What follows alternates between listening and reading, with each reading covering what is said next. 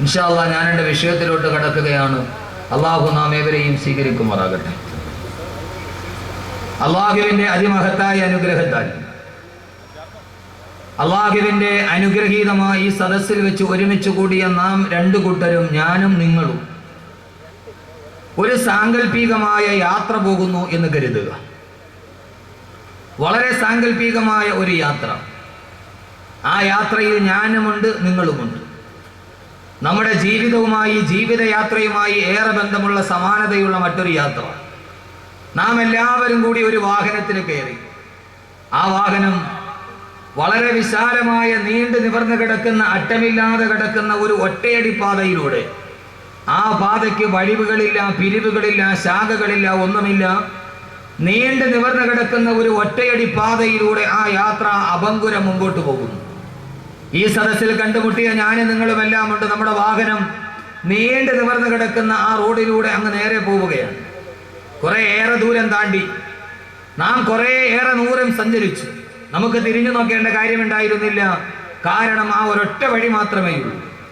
അവസാനം കുറെ ഏറെ ദൂരം യാത്ര ചെയ്ത് കഴിഞ്ഞപ്പോൾ നാം എത്തിച്ചെന്ന് നിന്ന ആ വഴി അവിടെ വെച്ച് രണ്ടായി പിരിയുന്നു. ഒന്ന് ഇടതു ഭാഗത്തേക്ക്, മറ്റൊന്ന് വലതു ഭാഗത്തേക്ക്. നമ്മളെല്ലാവരും നമ്മുടെ വാഹനത്തിലിരുന്ന് സ്വാഭാവികമായി നേരെ പോകുന്ന ഒരു വഴി രണ്ടായിട്ട് പിരിയുമ്പോൾ ഈ രണ്ടു വഴിയും പോകുന്നത് എവിടേക്കാണ്, ഇത് എവിടെയാണ് ചെന്നെത്തുക എന്നൊരു ആരോ മാർക്കിട്ട് സാധാരണയായി നമ്മുടെയൊക്കെ നാടുകളിൽ എഴുതി വെക്കാറുണ്ട്. ഇപ്പൊ നമ്മൾ നേരെ സ്റ്റാച്യൂവിൽ പോയാൽ, അല്ലെങ്കിൽ PMG ജംഗ്ഷനിൽ പോയാൽ വലത്തോട്ട് പോയാൽ മ്യൂസിയം, ഇടത്തോട്ട് പോയാൽ പട്ടം വഴി പോകും. ഇങ്ങനെ ഒരു ആരോ മാർക്ക് എഴുതി രണ്ട് സ്ഥലത്തിന്റെ പേര് അവിടെ എഴുതിയിട്ടുണ്ടാവും. സ്വാഭാവികമായി നമ്മൾ എത്തിച്ചേർന്ന ഈ നാൽക്കവല, ഇടത്തോട്ടും വലത്തോട്ടും വഴി പിരിയുമ്പോൾ നാം അവിടെ ചെന്ന് നമുക്ക് എങ്ങോട്ടാണ് സഞ്ചരിക്കേണ്ടത് എന്നറിയാൻ ആ ആരോ മാർക്ക് നാം ഒന്ന് നോക്കിയപ്പോൾ ഇടത്തോട്ടും ഒരു വഴി പോകുന്നു, വലത്തോട്ടും ഒരു വഴി പോകുന്നു. അതിന്റെ ആരോ മാർക്കിന്റെ താഴെ എഴുതിയിരിക്കുന്നു ഇതിലെ പോയാൽ ചെന്നെത്തുന്ന സ്ഥലത്തിന്റെ പേര് ഇതാണ്. ചില പേരൊക്കെ ഞാൻ അവസാനം പറയാം. വലത്തോട്ടുള്ള ആരോ മാർക്കിന്റെ താഴെ എഴുതിയിരിക്കുന്നു ഇതിലെ സഞ്ചരിച്ചാൽ ചെന്നെത്തുന്ന സ്ഥലത്തിന്റെ പേര് ഇതാണ്. പക്ഷേ അസാധാരണമാം വിധം നാം എത്തിച്ചേർന്ന സ്ഥലത്ത് ആ ആരോ മാർക്കിന്റെ താഴെ ഈ കടന്നു പോകുന്ന സഞ്ചരിക്കേണ്ട വഴിയുടെ ചില പ്രത്യേകതകൾ കൂടി എഴുതി വെച്ചിട്ടുണ്ട്. ആളുകൾ നാം എല്ലാവരും വായിച്ചു നോക്കിയപ്പോൾ ആരോ മാർക്കിന്റെ താഴെ എഴുതിയിരിക്കുന്നു, ഇടതേ ഭാഗത്തുള്ള ആരോ മാർക്കിന്റെ താഴെ ഇതിലെ പോയാൽ ഈ വഴി വളരെ സുന്ദരമായ പാതയാണ്. കുണ്ടുകളില്ല, കുഴികളില്ല, യാതൊരുവിധ ദുർഘടമായ പ്രശ്നങ്ങളൊന്നുമില്ല. നാം എല്ലാവരും ആഗ്രഹിക്കുന്ന പോലെ വാഹനത്തിൽ ചാരി കടന്ന് മനസ്സും ശരീരവും ആഗ്രഹിക്കുന്നതെല്ലാം കുടിച്ചും തിന്നും മതിച്ചും രസിച്ചും അതിലൂടെ സഞ്ചരിക്കാം. ഈ വഴിയിലൂടെ പോയാൽ ഏറ്റവും സുന്ദരമായ പാത, കുണ്ടുകളില്ല, കുഴിവുകളില്ല. ഇഷ്ടമുള്ളത് കുടിക്കാം, ഇഷ്ടമുള്ളത് തിന്നാം, ഇഷ്ടമുള്ളിടത്ത് കിടന്നുറങ്ങാം, ഇഷ്ടമുള്ളതെല്ലാം ചെയ്യാം. വളരെ സുന്ദരവും സുലഭവുമായി, ആരും ചോദ്യം ചെയ്യാനില്ല, ഒന്നും ബാധകമല്ല. ഈ വഴിയിലൂടെ പോയാൽ നിയമപാലകരില്ല, നിയമങ്ങൾ ബാധകമല്ല. നാം ആഗ്രഹിക്കുന്നത് പോലെയെല്ലാം തുള്ളിക്കളിച്ച് നമുക്ക് ആ പാതയിലൂടെ സഞ്ചരിക്കാം. പക്ഷെ അതിന്റെ താഴെ എഴുതിയിരിക്കുന്നു കാര്യങ്ങൾ എങ്ങനെയൊക്കെ ആണെങ്കിലും ഇത്ര സന്തോഷത്തോടെ, ആഗ്രഹത്തോടെ, എല്ലാം ആഗ്രഹിക്കുന്നത് പോലെ ജീവിച്ച് ഇതിലൂടെ പോകാൻ കഴിയുമെങ്കിലും ഈ പാത ചെന്നെത്തുന്ന സ്ഥലം ഒരു അഗാധമായ കുഴിയിലേക്കാണ് ഈ പാത ചെന്നെത്തുക. എങ്ങാനും അതിലെങ്ങാനും പോയി വീണു പോയാൽ നാഗങ്ങളും, വിഷം ചീറ്റുന്ന നാഗങ്ങളും, ചിഹ്നം വിളിക്കുന്ന കാട്ടാനകളും, ഹിംസ്ര ജന്തുക്കളും വിഹരിക്കുന്ന ഒരു വലിയ അഗാധമായ പടുകുഴിയിലേക്കാണ് ഈ പാത ചെന്നെത്തുന്നത്. അറിയാതെ എങ്ങാനും വീണുപോയാൽ പിന്നീട് അവിടെ നിന്ന് തിരിച്ച് എഴുന്നേറ്റ് വരൽ സാധ്യമല്ല.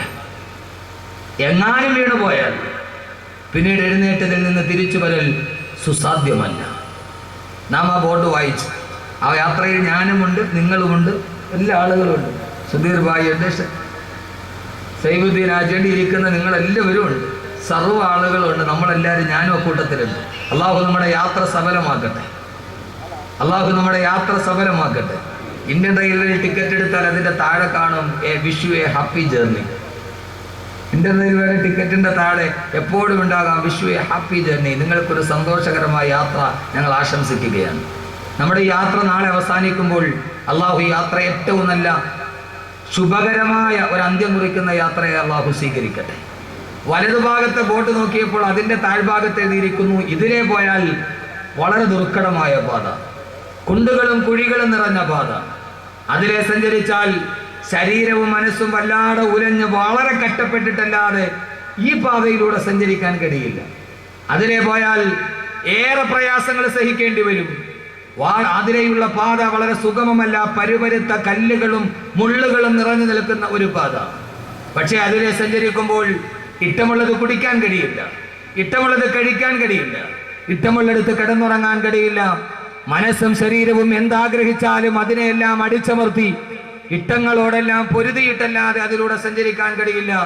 മനസ്സും ശരീരവും നല്ല കഷ്ടപ്പാടുകളും ബുദ്ധിമുട്ടുകളും സഹിച്ചാൽ മാത്രമേ ആ റോഡിലൂടെ പോകാൻ കഴിയൂ.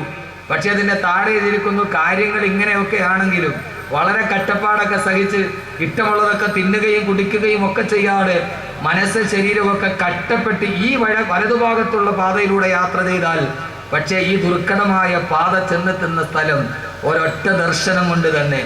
ഇതിന്റെ അവസാനം നമ്മൾ ചെന്നെത്തുന്നത് ഒരൊറ്റ പ്രാവശ്യം കണ്ടാൽ ആ ഒരൊറ്റ ദർശനം കൊണ്ട് അസ്വസ്ഥ ബാധിതമായ മനസ്സിന്റെ എല്ലാ ചിന്തകളും വിട്ടൊഴിഞ്ഞ് ഇതേവരെ കടന്നു വന്ന് അനുഭവിച്ച എല്ലാ കഷ്ടപ്പാടുകളും ഒരൊറ്റ നോട്ടം കൊണ്ട് മറന്നു പോകുന്ന നയനാനന്ദകരമായ രമ്യഹർമ്മങ്ങൾ നിറഞ്ഞു നിൽക്കുന്ന മന്ദമാരുതന്റെ തലോടലിട്ട് തത്തിക്കളിക്കുന്ന പൂവുകളും ഉദ്യാനങ്ങളും അതിന്റെ താഴ്ഭാഗത്തു കൂടി സുന്ദരി പെണ്ണിന്റെ കാലിൽ കിടക്കുന്ന വെള്ളിക്കൊലിസ് പോലെ തടം തല്ലി തൊടുകുന്ന കൊച്ചരുവികളും ആ കൊച്ചരുവികളുടെ പ്രാന്തപ്രദേശങ്ങളിലായി കായ്ച്ചു നിൽക്കുന്ന വൃക്ഷങ്ങളും റുമ്മാൻ പഴങ്ങളും ഒക്കെ നിറഞ്ഞ ഒരു സുന്ദരമായ പൂവാടിയിലേക്ക്, ഒരു പുഷ്പോദ്യാനത്തിലേക്കാണ് കടന്നു ചെല്ലുക.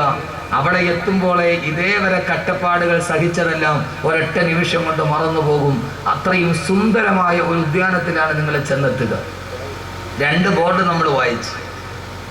ഞാനുമുണ്ട്, നിങ്ങളുമുണ്ട്. നമ്മളെല്ലാവരും വളരെ ബുദ്ധിമാന്മാരാണ്. ഞാനൊന്ന് ചോദിക്കട്ടെ, നമ്മൾ എങ്ങോട്ട് തിരിഞ്ഞ് യാത്ര ചെയ്യാനായിരിക്കും തീരുമാനിക്കുക? ചോദ്യം സുലൈമാൻ സ്ട്രീറ്റിലൂടെ എത്തിയ ആളുകളോടാണ്, നിങ്ങളോടാണ് ചോദ്യം. ചോദ്യത്തിന് മറുപടി പറഞ്ഞിട്ടാണ് വിഷയം. ആദ്യം നരകം പറയണം, പിന്നെ സ്വർഗം പറയുമെന്ന് തീരുമാനിക്കും. എങ്ങോട്ടായിരിക്കും നമ്മൾ യാത്ര ചെയ്യാൻ തീരുമാനിക്കുക?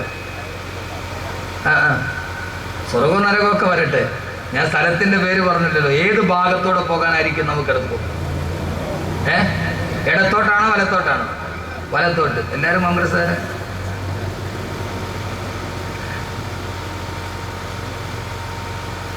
വളരെ ആലോചിച്ചിട്ട് വേണം പറയാൻ.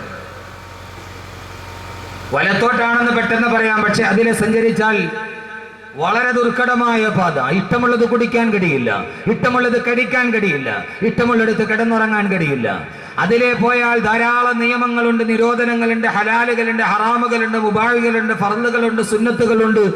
ഏറെ കഷ്ടപ്പാടുകൾ സഹിച്ചാലല്ലാതെ അതിലെ നടന്നു പോകാൻ കഴിയില്ല. അതുകൊണ്ട് ആലോചിച്ചിട്ടേ പറയാവൂ. അങ്ങനെ തന്നെയാണല്ലോ, സഹോദരിമാരും അങ്ങനെ തന്നെ. പക്ഷെ അതിലെ പോയാൽ പർദ്ദയിടണം, തലമറയ്ക്കണം, റഷ്യൻ സർക്കസ് കാണാൻ പറ്റൂല, കാർണിവലിന് പോകാൻ പറ്റൂല. ഇങ്ങനെ ധാരാളം പ്രശ്നങ്ങളുണ്ട്. ശരി, അള്ളാഹു നമ്മുടെ യാത്ര വലത്തേക്ക് തന്നെ ആക്കട്ടെ. സഹോദരങ്ങളെ, ഇടത്തോട്ടുള്ള ആരോ മാർക്കിന്റെ താഴെ എഴുതിയിരിക്കുന്നു ഇതിലെ സഞ്ചരിച്ചാൽ എത്തുന്ന സ്ഥലത്തിന്റെ പേരാണ് നരകം. വലതുഭാഗത്തോട്ടുള്ള ആരോ മാർക്കിന്റെ താഴെ എഴുതിയിരിക്കുന്നു ഇതിലെ സഞ്ചരിച്ചാൽ എത്തുന്ന സ്ഥലത്തിന്റെ പേരാണ് സ്വർഗം. അല്ലാഹു സുബ്ഹാനഹു വ തആല നമ്മുടെ യാത്ര അല്ലാഹു സ്വർഗത്തിൽ സമാപിപ്പിക്കട്ടെ. ആദ്യമായി വള്ളക്കടവിൽ ഞാൻ പ്രഭാഷണം നടത്തുമ്പോൾ നമ്മളൊരു യാത്രയിൽ പങ്കാളികളാവുകയാണ്. സ്വാഭാവികമായിട്ട് യാത്ര ചെയ്യുമ്പോഴാണല്ലോ ഒരാൾ നന്നായിട്ട് മനസ്സിലാക്കാൻ പറ്റുക എന്ന് ഉമർ റളിയല്ലാഹു അൻഹു പറഞ്ഞിട്ടുണ്ട്. ഒരാളെ ഏറ്റവും നന്നായിട്ട് മനസ്സിലാക്കുന്നത് യാത്ര ചെയ്യുമ്പോഴാണ്. അവൻ പിശുക്കനാണോ അതല്ല നല്ലവനാണോ എന്ന് മനസ്സിലാകുക യാത്ര ചെയ്യുമ്പോഴാണ്. അതുകൊണ്ട് ഈ വള്ളക്കടവിൽ ആദ്യമായി ഞാൻ കാലുകുത്തുമ്പോൾ നമുക്കൊരു യാത്രയിലേക്ക് പോകാം. ആ യാത്ര അവസാനിക്കുമ്പോൾ അള്ളാഹു ഒരു നല്ല യാത്രയായി അള്ളാഹു സ്വീകരിക്കട്ടെ. ആദ്യം നമുക്ക് ഇടത്തോട്ടൊന്ന് പോയി നോക്കാം. പോയിട്ട് അവിടെ കൊള്ളത്തില്ലെങ്കിൽ, അതല്ല നമുക്കത് കഴിയുന്നില്ലെങ്കിൽ പയ്യെ നമ്മുടെ വാഹനം തിരിച്ചുവിടാൻ നമുക്ക് വലത്തോട്ട് പോകും. ഇന്ന് നമുക്ക് പയ്യെ ഒന്ന് ഇടത്തോട്ട് പോയി നോക്കാം. ഒന്ന് എത്തി നോക്കണമല്ലോ, എന്നാലല്ലേ അറിയാവൂ. നമ്മൾ സാധാരണ നല്ല സാഹസികരാണ്. ഒന്ന് പോയി നോക്കാം. അത് നമുക്ക് കഴിയില്ല എങ്കിൽ, അനുഭവിക്കാൻ കഴിയില്ലെങ്കിൽ, അത് താങ്ങാൻ കഴിയില്ലെങ്കിൽ ഇൻഷാ അല്ലാഹ് നമുക്ക് വലത്തോട്ട് തിരിച്ചു വരാം നാളെ. ഇന്ന് നമ്മൾ ഇടത്തോട്ടാണ് പോകുന്നത്. അല്ലാഹു നമ്മളെ സ്വീകരിക്കണം. പോരെ? ഞാൻ സാധാരണയായി എന്റെ പ്രിയപ്പെട്ട സഹോദരങ്ങളെ, ഒരു നാടൻ സംഭാഷണം പോലെ ഞാൻ എൻ്റെ വിഷയത്തിന് ആമുഖമായി പറഞ്ഞ ഈ വാക്ക് സാധാരണയായി ഒരാൾ പറയുന്ന ഒരു നാടൻ ഭാഷ പോലെ നിങ്ങളുടെ മുമ്പിൽ പറഞ്ഞ ഇത്രയും നേരം നാം ഒരു ജീവിതത്തിന്റെ സാങ്കല്പികമായ യാത്രയുടെ കഥാകഥനങ്ങൾ പറഞ്ഞ് ഇടത്തോട്ടും വലത്തോട്ടുള്ള പാത പറഞ്ഞ ഈ നാടൻ ചിന്താശകലം യഥാർത്ഥത്തിൽ ഇതൊരു നാടൻ വാക്കുകളല്ല. എന്റെ പ്രഭാഷണത്തിന്റെ തുടക്കത്തിൽ ഞാൻ പറഞ്ഞ ഈ വാക്ക് ഏതെങ്കിലും ഒരു നാടൻ വാക്കുകളല്ല. ഇതാരാണെന്നറിയുമോ? 14 നൂറ്റാണ്ടുകൾക്ക് മുമ്പ് എവിടേക്കാണ് സഞ്ചരിക്കേണ്ടതെന്നറിയാതെ ഒരു കൈയിൽ ഒട്ടകത്തിന്റെ കടിഞ്ഞാണും മറുകൈയിൽ ചാട്ടവാറും ചുണ്ടിൽ ചൂളം വിളിയുമായി ലജ്നാൻ പർവ്വതത്തിന്റെ പ്രാന്തപ്രദേശത്തിലൂടെ ഇടയനില്ലാത്ത ആട്ടിൻപെട്ടത്തെ പോലെ അബദ്ധസഞ്ചാരം ചെയ്ത 6-ാം നൂറ്റാണ്ടിലെ കാട്ടറബികളെ എവിടേക്കാണ് സഞ്ചരിക്കേണ്ടതെന്നറിയാതെ ഭൗതികമായ ജീവിതത്തിന്റെ പച്ചത്തിളപ്പിന്റെ മുമ്പിൽ എന്തിനൊക്കെയോ ജീവിച്ചു പോയ 6-ാം നൂറ്റാണ്ടിലെ കാട്ടറബികൾ, ആ കാട്ടറബികളെ എവിടേക്കാണ് സഞ്ചരിക്കേണ്ടത് എന്ന് പറഞ്ഞു കൊടുക്കാൻ, ലക്ഷ്യബോധം പഠിപ്പിച്ചു കൊടുക്കാൻ വേണ്ടി വന്ന ആദരവായ പ്രവാചകൻ നബി മുഹമ്മദ് മുസ്തഫ, ആദരവായ പ്രവാചകൻ നബി മുഹമ്മദ് മുസ്തഫ സല്ലല്ലാഹു അലൈഹി വസല്ലമ ഓതിക്കൊടുത്ത 114 അധ്യായങ്ങൾ അടങ്ങുന്ന ബഹുമാനപ്പെട്ട പ്രവാചകൻ സല്ലല്ലാഹു അലൈഹി വസല്ലമ തന്റെ സമൂഹം മുഴുവനെ നരകത്തിന്റെ ഭാഗത്തേക്ക് ലക്ഷ്യബോധമില്ലാതെ സഞ്ചരിക്കുമ്പോ ഈ സമൂഹത്തിന് എങ്ങനെയാണ് ഒരു സൽപാന്താവ് വെട്ടിത്തുറന്നു കൊടുക്കുന്നത് എന്നറിയാനും ജബലന്നൂർ പർവ്വതത്തിന്റെ മുകൾ ഭാഗത്ത് താഴെയിരിക്കുന്ന ഹിറാ ഗുഹയിലിരുന്നു കൊണ്ട് പ്രവാചകൻ കഅബയെ നോക്കിയിരിക്കുമ്പോ അള്ളാന്റെ റസൂല് ധ്യാന നിമഗ്നനായിരിക്കുന്ന ഹിറാ ഗുഹയിലിരുന്നാൽ ഹിറാ ഗുഹയുടെ പ്രത്യേകത ഇപ്പോഴും ഹിറയിലിരുന്നിട്ട് മുമ്പോട്ട് നോക്കിയാൽ നേരെ കഅബാലയം കാണാം. കഅബാലയത്തിന്റെ മത്താഫിന്റെ മുകളിലൂടെ എന്താണ് ചെയ്യേണ്ടതെന്നറിയാതെ എവിടേക്ക് പോകണമെന്നറിയാതെ ആട്ടിൻപറ്റത്തെ പോലെ നടന്നുപോയ തന്റെ ജനതയെ നോക്കി ദുഃഖനിമഗ്നനായിരിക്കുന്ന പ്രവാചകന്റെ മുമ്പിലേക്ക് ഈ സമൂഹത്തെ മുഴുവനും സ്വർഗത്തിന്റെ രാജപാതയിലോട്ട് കടത്തിക്കൊണ്ടുപോകാൻ അള്ളാഹു അവതരിപ്പിച്ച അള്ളാഹുവിന്റെ വിശുദ്ധമായ ഖുർആനിലെ 6666 പരം വരുന്ന സൂക്തങ്ങളിൽ 114 അധ്യായങ്ങളിൽപ്പെട്ട ഒരേ ഒരു അധ്യായമായ സൂറത്ത് ദുഹർ, ആ സൂറത്ത് ദഹറിലെ 2 ആയത്തുകളുടെ അർത്ഥമാണ് ഇതേവരെ നിങ്ങളോട് ഞാൻ പറഞ്ഞത്. ഈ പറഞ്ഞതും ഈ യാത്രയും ഈ ബോട്ടും ഈ ആരോ മാർക്കുമെന്നും എന്റെ വാക്കുകളല്ല, അതൊരു നാടൻ ഭാഷയല്ല, അതെന്റെ ഏതെങ്കിലും ഒരു സരസമായ ഭാവനയല്ല. ഇത്രയും നേരെ 20 മിനിറ്റോളം നിങ്ങളോട് ഞാൻ പറഞ്ഞത് അള്ളാഹുവിന്റെ വിശുദ്ധമായ ഖുർആൻ ഇതേപോലെ എവിടേക്ക് സഞ്ചരിക്കേണ്ടതെന്നറിയാതെ നരകത്തിന്റെ പാത തെരഞ്ഞെടുത്ത ഒരു സമൂഹത്തിനോട് സ്വർഗത്തിന്റെ രാജപാത വെട്ടിത്തെളിച്ചു കൊടുത്ത ഖുർആൻ പറഞ്ഞ സൂറത്ത് ദഹറിലെ 2 ആയത്തുകളുടെ അർത്ഥമാണ് ഞാൻ പറഞ്ഞത്. അല്ലാഹുവിന്റെ വിശുദ്ധമായ ഖുർആൻ പറയുന്നു, സൂറത്ത് ദഹർ ഓതി നോക്കുക. ഇന്നാ ഖലഖനൽ ഇൻസാന മിൻ നുത്ഫത്തിൻ അംശാദിൻ നബ്തലി ഫജഅൽനാഹു സമീഅൻ ബസീറാ ഇന്നാ ഹദൈനാഹു സബീല ഇമ്മാ ശാകിറൻ വ ഇമ്മാ കഫൂറാ.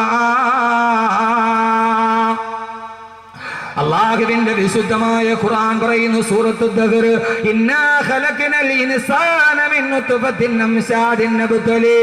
ഏ മനുഷ്യ, നിന്നെ ഞാൻ സൃഷ്ടിച്ചത് ആര് കണ്ടാലും അറപ്പുളവാക്കുന്ന, കെട്ടിപ്പിടിച്ചാൽ എട്ടിപ്പിടിക്കുന്ന ഒരു രേതസ്കണത്തിൽ നിന്നാണ് നിന്നെ ഞാൻ സൃഷ്ടിച്ചെടുത്തത്. അള്ളാന്റെ ഖുർആൻ പറയുന്നു, മനുഷ്യ നിനക്കൊരു ഭൂതകാലമില്ലയോ? ഏത് ഭൂതകാലമെന്നറിയുമോ? അള്ളാഹു നിന്നെ ഒരു രേതസ്കണത്തിൽ നിന്ന് പടച്ചെടുത്ത ശൂന്യതയുടെ കാലം അള്ളാഹു നമ്മളെ ഭൂലോകത്തേക്ക് പടയ്ക്കുകയാണ്. എന്റെ പ്രിയപ്പെട്ട സഹോദരങ്ങളെ, സഹോദരിമാരെ, ആ യാത്ര നമ്മൾ തുടങ്ങുകയാണ്, ജീവിതത്തിന്റെ യാത്ര. ഉമ്മാന്റെ ഗർഭാശയത്തിൽ നിന്ന്, പിതാവിന്റെ മുതുകിലെ രേതസ്കണത്തിൽ നിന്ന് ഉമ്മാന്റെ ഗർഭാശയത്തിലേക്ക് വന്ന് അവിടുത്തെ 9 മാസത്തെ ജീവിതം കഴിഞ്ഞ് ഉമ്മാന്റെ ഗർഭാശയത്തിൽ നിന്ന് ഭയവിഹ്വലതയോടെ പൊട്ടിക്കരയുന്ന ഒരു കൊച്ചു കുഞ്ഞായി ഭൂലോകത്തേക്ക് വന്നു. അതിനെക്കുറിച്ചാണ് അല്ലാഹ് പറയുന്നത്, മിൻ നുത്ഫത്തിൻ അംശാദിൻ നബ്തലി. അല്ലാഹു നിന്നെ സൃഷ്ടിച്ചില്ലയോ ഭൂമിയിലേക്ക്? സഹോദരങ്ങളെ, മനസ്സിലാക്കിക്കൊള്ളുക, നമ്മുടെ ജീവിതത്തിന്റെ യാത്ര തുടങ്ങുകയാണ്. ഒറ്റയടി പാതയിലൂടെ നമ്മൾ പോവുകയാണ്. ഞാൻ നേരത്തെ പറഞ്ഞതുപോലെ നീണ്ടു നിവർന്ന് കിടക്കുന്ന ഒറ്റയടി പാത, ശാഖകളില്ല, പിരിവുകളില്ല, എവിടേക്കും നോക്കേണ്ട കാര്യമില്ല. ആ പാതയിലൂടെ മുന്നോട്ട് പോകുമ്പോ ആ ഒറ്റയടി പാതയാണ് പ്രായപൂർത്തിയാകുന്നത് വരെയുള്ള കാലം. പ്രായപൂർത്തിയാകുന്നത് വരെ അവന് ഹലാലുകളില്ല, ഹറാമുകളില്ല, മുബാഹുകളില്ല, ഫർളുകളില്ല, സുന്നത്തുകൾ കണ്ണുകളില്ല. അല്ലാഹു പറയുകയാണ്, നിനക്ക് കാണാനുള്ള കണ്ണ് ഞാൻ തന്നു. വബസീറ, നിനക്ക് കാണാനുള്ള കണ്ണ് ഞാൻ തന്നു. വസമിയ, നിനക്ക് കേൾക്കാനുള്ള ശക്തിയും തന്നു. സത്യവും അസത്യവും തിരിച്ചറിയാൻ പാകതയെത്തുമ്പോ, ധർമ്മവും അധർമ്മവും തിരിച്ചറിയാൻ പാകതയെത്തുമ്പോ, സത്യാസത്യ വ്യവച്ഛേദനത്തിനും ധർമാധർമ്മ വ്യതിരക്തതയ്ക്കും നിന്റെ ഹൃദയം ഭാഗമാകുമ്പോ, ഇപ്പോൾ നീ കൊച്ചുകുട്ടിയല്ല, നീ പ്രായപൂർത്തിയായി. തെറ്റും ശരിയും കണ്ടുപിടിക്കാൻ നിനക്കൊരു പാകതയെത്തുമ്പോ അല്ലാഹു പറയുന്നു, നിന്റെ പാത രണ്ടായി പിരിയുകയാണ്. ഇന്നാ ഹദൈനാഹു സബീൽ, ഇതാ നിന്റെ മുമ്പിൽ രണ്ട് വഴി ഞാൻ വെട്ടി തുറക്കുന്നു. ഏത് വഴി എന്നറിയുമോ? ഇമ്മാ ശാകിറൻ വ ഇമ്മാ കഫൂറാ. ഒന്ന് സത്യത്തിന്റെ പാത, മറ്റൊന്ന് അസത്യത്തിന്റെ പാത. അല്ലാഹു പറയുന്നു, മനുഷ്യരുടെ മുമ്പിൽ രണ്ട് പാതയുണ്ട്. ഇതിലേക്ക് സഞ്ചരിക്കണമെങ്കിൽ സഞ്ചരിക്കാം. അല്ലാഹു പറയുന്ന രണ്ട് പാത നിന്റെ മുമ്പിലുണ്ട്. ഇമ്മാ ശാകിറൻ വ ഇമ്മാ കഫൂറാ. രണ്ട് വഴികൾ, ഒന്ന് സത്യത്തിന്റെ പാത, മറ്റൊന്ന് സത്യത്തിന്റെ പാത. ഒന്ന് ധർമ്മത്തിന്റെ പാത, മറ്റൊന്ന് അധർമ്മത്തിന്റെ പാത. ഒന്ന് വെളിച്ചത്തിന്റെ പാത, മറ്റൊന്ന് ഇരുട്ടിന്റെ പാത. ഒന്ന് തമസിന്റെ പാത, മറ്റൊന്ന് ജ്യോതിസിന്റെ പാത. ഒന്ന് പകലിന്റെ പാത, മറ്റൊന്ന് രാത്രിയുടെ പാത. ഒന്ന് ഹക്കിന്റെ പാത, മറ്റൊന്ന് ബാത്തിലിന്റെ പാത.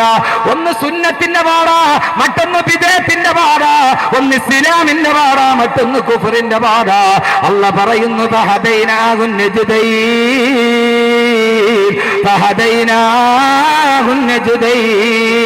നിന്റെ മുമ്പിൽ രണ്ട് പാതയും കിടക്കുമ്പോ എന്റെ ശബ്ദം കേൾക്കാനെത്തിയവര് എവിടേക്ക് സഞ്ചരിക്കണമെന്ന് തീരുമാനിക്കേണ്ടവന് ബുദ്ധിയുള്ള മനുഷ്യനാണ്. എവിടേക്കും പോകാം. ഇടത്തോട്ട് സഞ്ചരിച്ചാൽ പാത സുഗമമാണ്. ഇഷ്ടമുള്ളത് കുടിക്കാം, ഇഷ്ടമുള്ളത് കെടുക്കാം, ഇഷ്ടമുള്ളിടത്ത് കിടന്നിറങ്ങാം. പക്ഷേ ചെല്ലുന്നത് എവിടെയാ? കുൽനാറു ജഹന്നമ അശദ്ദു ഹർറാ. കത്തിക്കാളുന്നൊരു വലിയ തീക്കുണ്ടത്തിലേക്കാണ് നീ പോവുക. അവിടെ കിടന്നിട്ട് ചിറക് കരിഞ്ഞു പോയ ഈ അമ്പാട്ടയെ പോലെ നീ കത്തിക്കരിഞ്ഞ് നിലവിളിക്കേണ്ടി വരുമെന്ന് അല്ലാഹുവിന്റെ വിശുദ്ധ ഖുർആൻ. അള്ളാഹു നമ്മുടെ മുമ്പിൽ രണ്ട് പാത സുവ്യക്തമാണ്. ഇന്ന് ലോകത്ത് മനുഷ്യർ സഞ്ചരിക്കുന്നത് ഈ രണ്ട് പാതയിലൂടെയാണ്. ഇഷ്ടമുള്ളിടത്തൂടെ സഞ്ചരിക്കാം, അള്ളാഹ് അനുവാദം നൽകിയിട്ടുണ്ട്. പക്ഷേ നീ ഇടത്തോട്ട് പോയി എന്ന് വിചാരിച്ച് അപ്പ തലയിൽ വലിയ പേമാരി പെയ്ത് അപ്പ ചത്ത് ഭൂമിയിൽ വീഴത്തൊന്നുമില്ല. നീ ഇടത്തെ പാത തിരഞ്ഞ് നരകത്തിന്റെ പാതയിലൂടെ പോയി എന്ന് വിചാരിച്ചത് കൊണ്ട് ആ സമയത്ത് തന്നെ ചത്തൊടുങ്ങി ഭൂമിയിൽ വീടില്ല. അള്ളാഹ് അങ്ങനെയൊന്നും കൈകാര്യം ചെയ്യില്ല. വലതു ഭാഗമാണോ നേരെ നടക്കുക, അള്ളാഹുവിന്റെ സ്വർഗത്തിലെത്താം. വലതു ഭാഗമാണോ നേരെ നടക്കുക, അള്ളാഹുവിന്റെ സ്വർഗത്തിലെത്താം. അള്ളാഹു തൗഫീക്ക് നൽകട്ടെ, അള്ളാഹു തൗഫീക്ക് നൽകട്ടെ. എവിടെ എത്തണം? സ്വർഗത്തിലെത്തണോ? സ്വർഗം. അള്ളാഹു നമ്മുടെ ഏറ്റവും അവസാനത്തെ വാക്കതാണല്ലോ. യഥാർത്ഥത്തിൽ ഒരു വിശ്വാസിയുടെ ഏറ്റവും അവസാനത്തെ വാക്കേതാണ്. എല്ലാം സഹിക്കുമ്പോഴും എല്ലാം കേൾക്കുമ്പോഴും നമ്മുടെ മനസ്സിലൊരു വിശ്വാസമുണ്ട്, അള്ളാഹു നമ്മളെ കൈവിടില്ല, അവൻ നാളെ സ്വർഗം തരാതിരിക്കില്ല. ആ ഒരു വിശ്വാസമാണല്ലോ ഈ ഭൂമിയിൽ ജീവിക്കാൻ നമ്മെ പ്രേരിപ്പിക്കുന്നത്. അല്ലെങ്കിൽ എന്ത് ജീവിതം? അല്ലെങ്കിൽ ഈ ഭൂമിയിലെ ജീവിതത്തിന് എന്താകെ തുകയാണുള്ളത്? ഒരു തുകയുമില്ല. ഈ ഭൂമിയിലെ ക്ഷണികമായ ജീവിതത്തിന് ക്ഷണികപ്രഭാചഞ്ചലം ഈ ജീവിതത്തിന്റെ ഈ ക്ഷണികമായ യാത്രയിൽ ഏറ്റവും അവസാനത്തെ വാക്ക് അള്ളാഹ് സ്വർഗം നൽകുമെന്ന വാക്കാണ്. അല്ലെങ്കിൽ ഈ ഭൂമിയിൽ ആർക്കും ഒരു മനുഷ്യനും ജീവിക്കാൻ കഴിയില്ല. അള്ളാഹു നമ്മളെ ഇതേപോലെ അള്ളാഹുവിന്റെ സ്വർഗത്തിൽ അള്ളാഹു എത്തിച്ചു ചേർക്കട്ടെ. പക്ഷേ ഇടതുഭാഗത്തോട് ഇൻഷാ അല്ലാഹ് സ്വർഗത്തിലേക്കുള്ള യാത്ര നാളെയാണ്. ഇന്ന് തൽക്കാലം നമ്മൾ ഇടത്തോട്ടൊന്ന് പോയി എത്തി നോക്കുകയാണ്. പക്ഷെ എത്തി നോക്കാൻ കഴിയുമോ? നരകം. എന്താ നരകം? നരകം എത്ര ഭയാനകരം എന്നൊരു കാസറ്റ് കേൾക്കാത്തവരിനി ഇവിടെ ആരും ഉണ്ടാവില്ല, എല്ലാവരും കേട്ടതാണ്. അപ്പോൾ നരകത്തെക്കുറിച്ച് ഞാൻ കൂടുതൽ വിശദീകരിക്കുന്നില്ല. എന്താ നരകം? ആ നരകത്തിൽ പോയി നമുക്കൊന്ന് എത്തി നോക്കാം, അല്ലേ? എത്തി നോക്കാൻ പറ്റുമോ? ആദരവായ പ്രവാചകൻ നബി മുഹമ്മദ് മുസ്തഫ അള്ളാഹുവിന്റെ പ്രവാചകന് പോലും കഴിഞ്ഞില്ല നരകത്തിലേക്കൊന്ന് എത്തി നോക്കിയിട്ട് നിൽക്കാൻ. സഹോദരങ്ങളെ, എന്താണ് നരകം? ലോകത്തിന്റെ മുഴുവനും കാരണദൂതരായ എന്റെയും നിങ്ങളുടെയും നേതാവ് ഫഹ്മീവ വസുലീ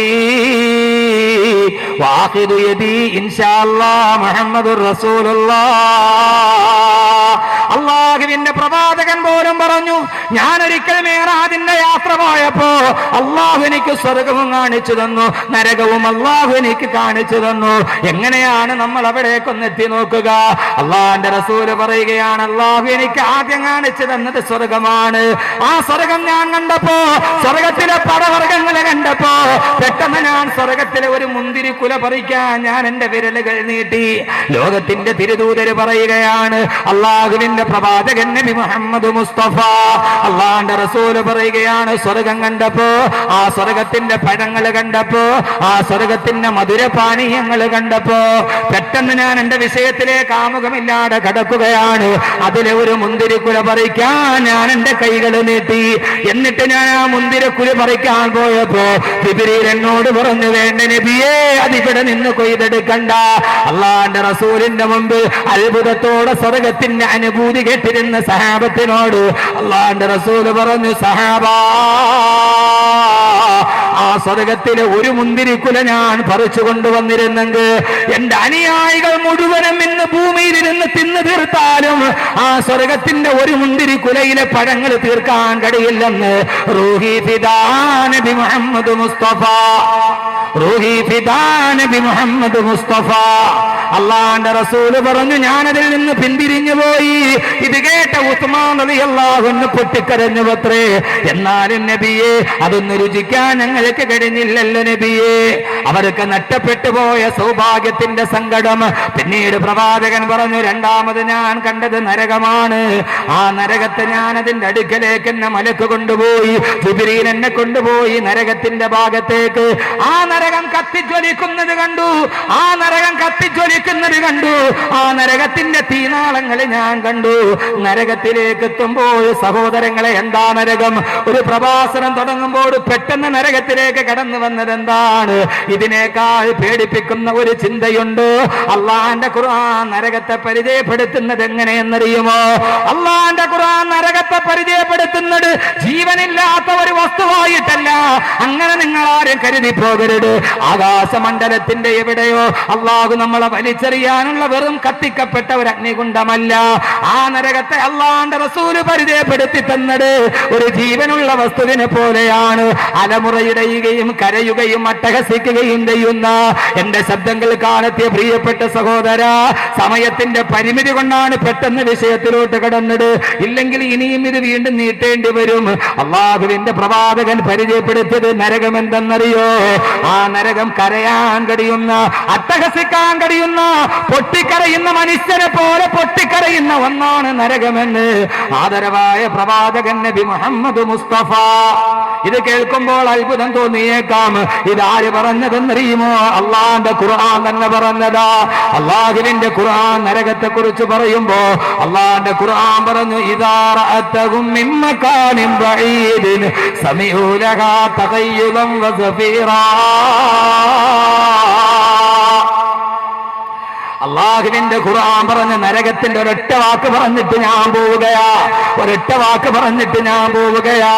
അള്ളാഹുവിന്റെ ഖുർആൻ പറയുന്നു, ഇദാ റഅതഹും മിൻ മകാനിൻ ബഈദ്. അള്ളാഹുവിന്റെ ഖുർആൻ തന്നെ പറയട്ടെ, നരകം ജീവിതത്തിൽ അവകാശപ്പെട്ടവർ അള്ളാഹു നമ്മളെ കാത്തുരക്ഷിക്കട്ടെ. ആ നരകത്തെ അവർ അങ്ങകരെ വിദൂരത്ത് നിന്ന് കാണുമ്പോ, നരകത്തിന്റെ തൊട്ടടുത്ത് ചെല്ലുമ്പോഴല്ല, നരകത്തിന്റെ സാമീപ്യത്തിലെത്തുമ്പോഴല്ല, ഇതാ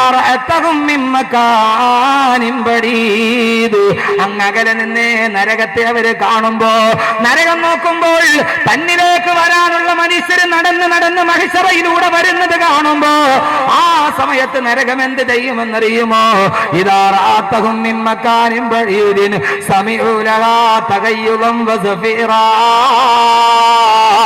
ആ നരകം കടന്ന് നിലവിളിക്കാൻ തുടങ്ങും, നരകം അട്ടഹസിക്കാൻ തുടങ്ങും.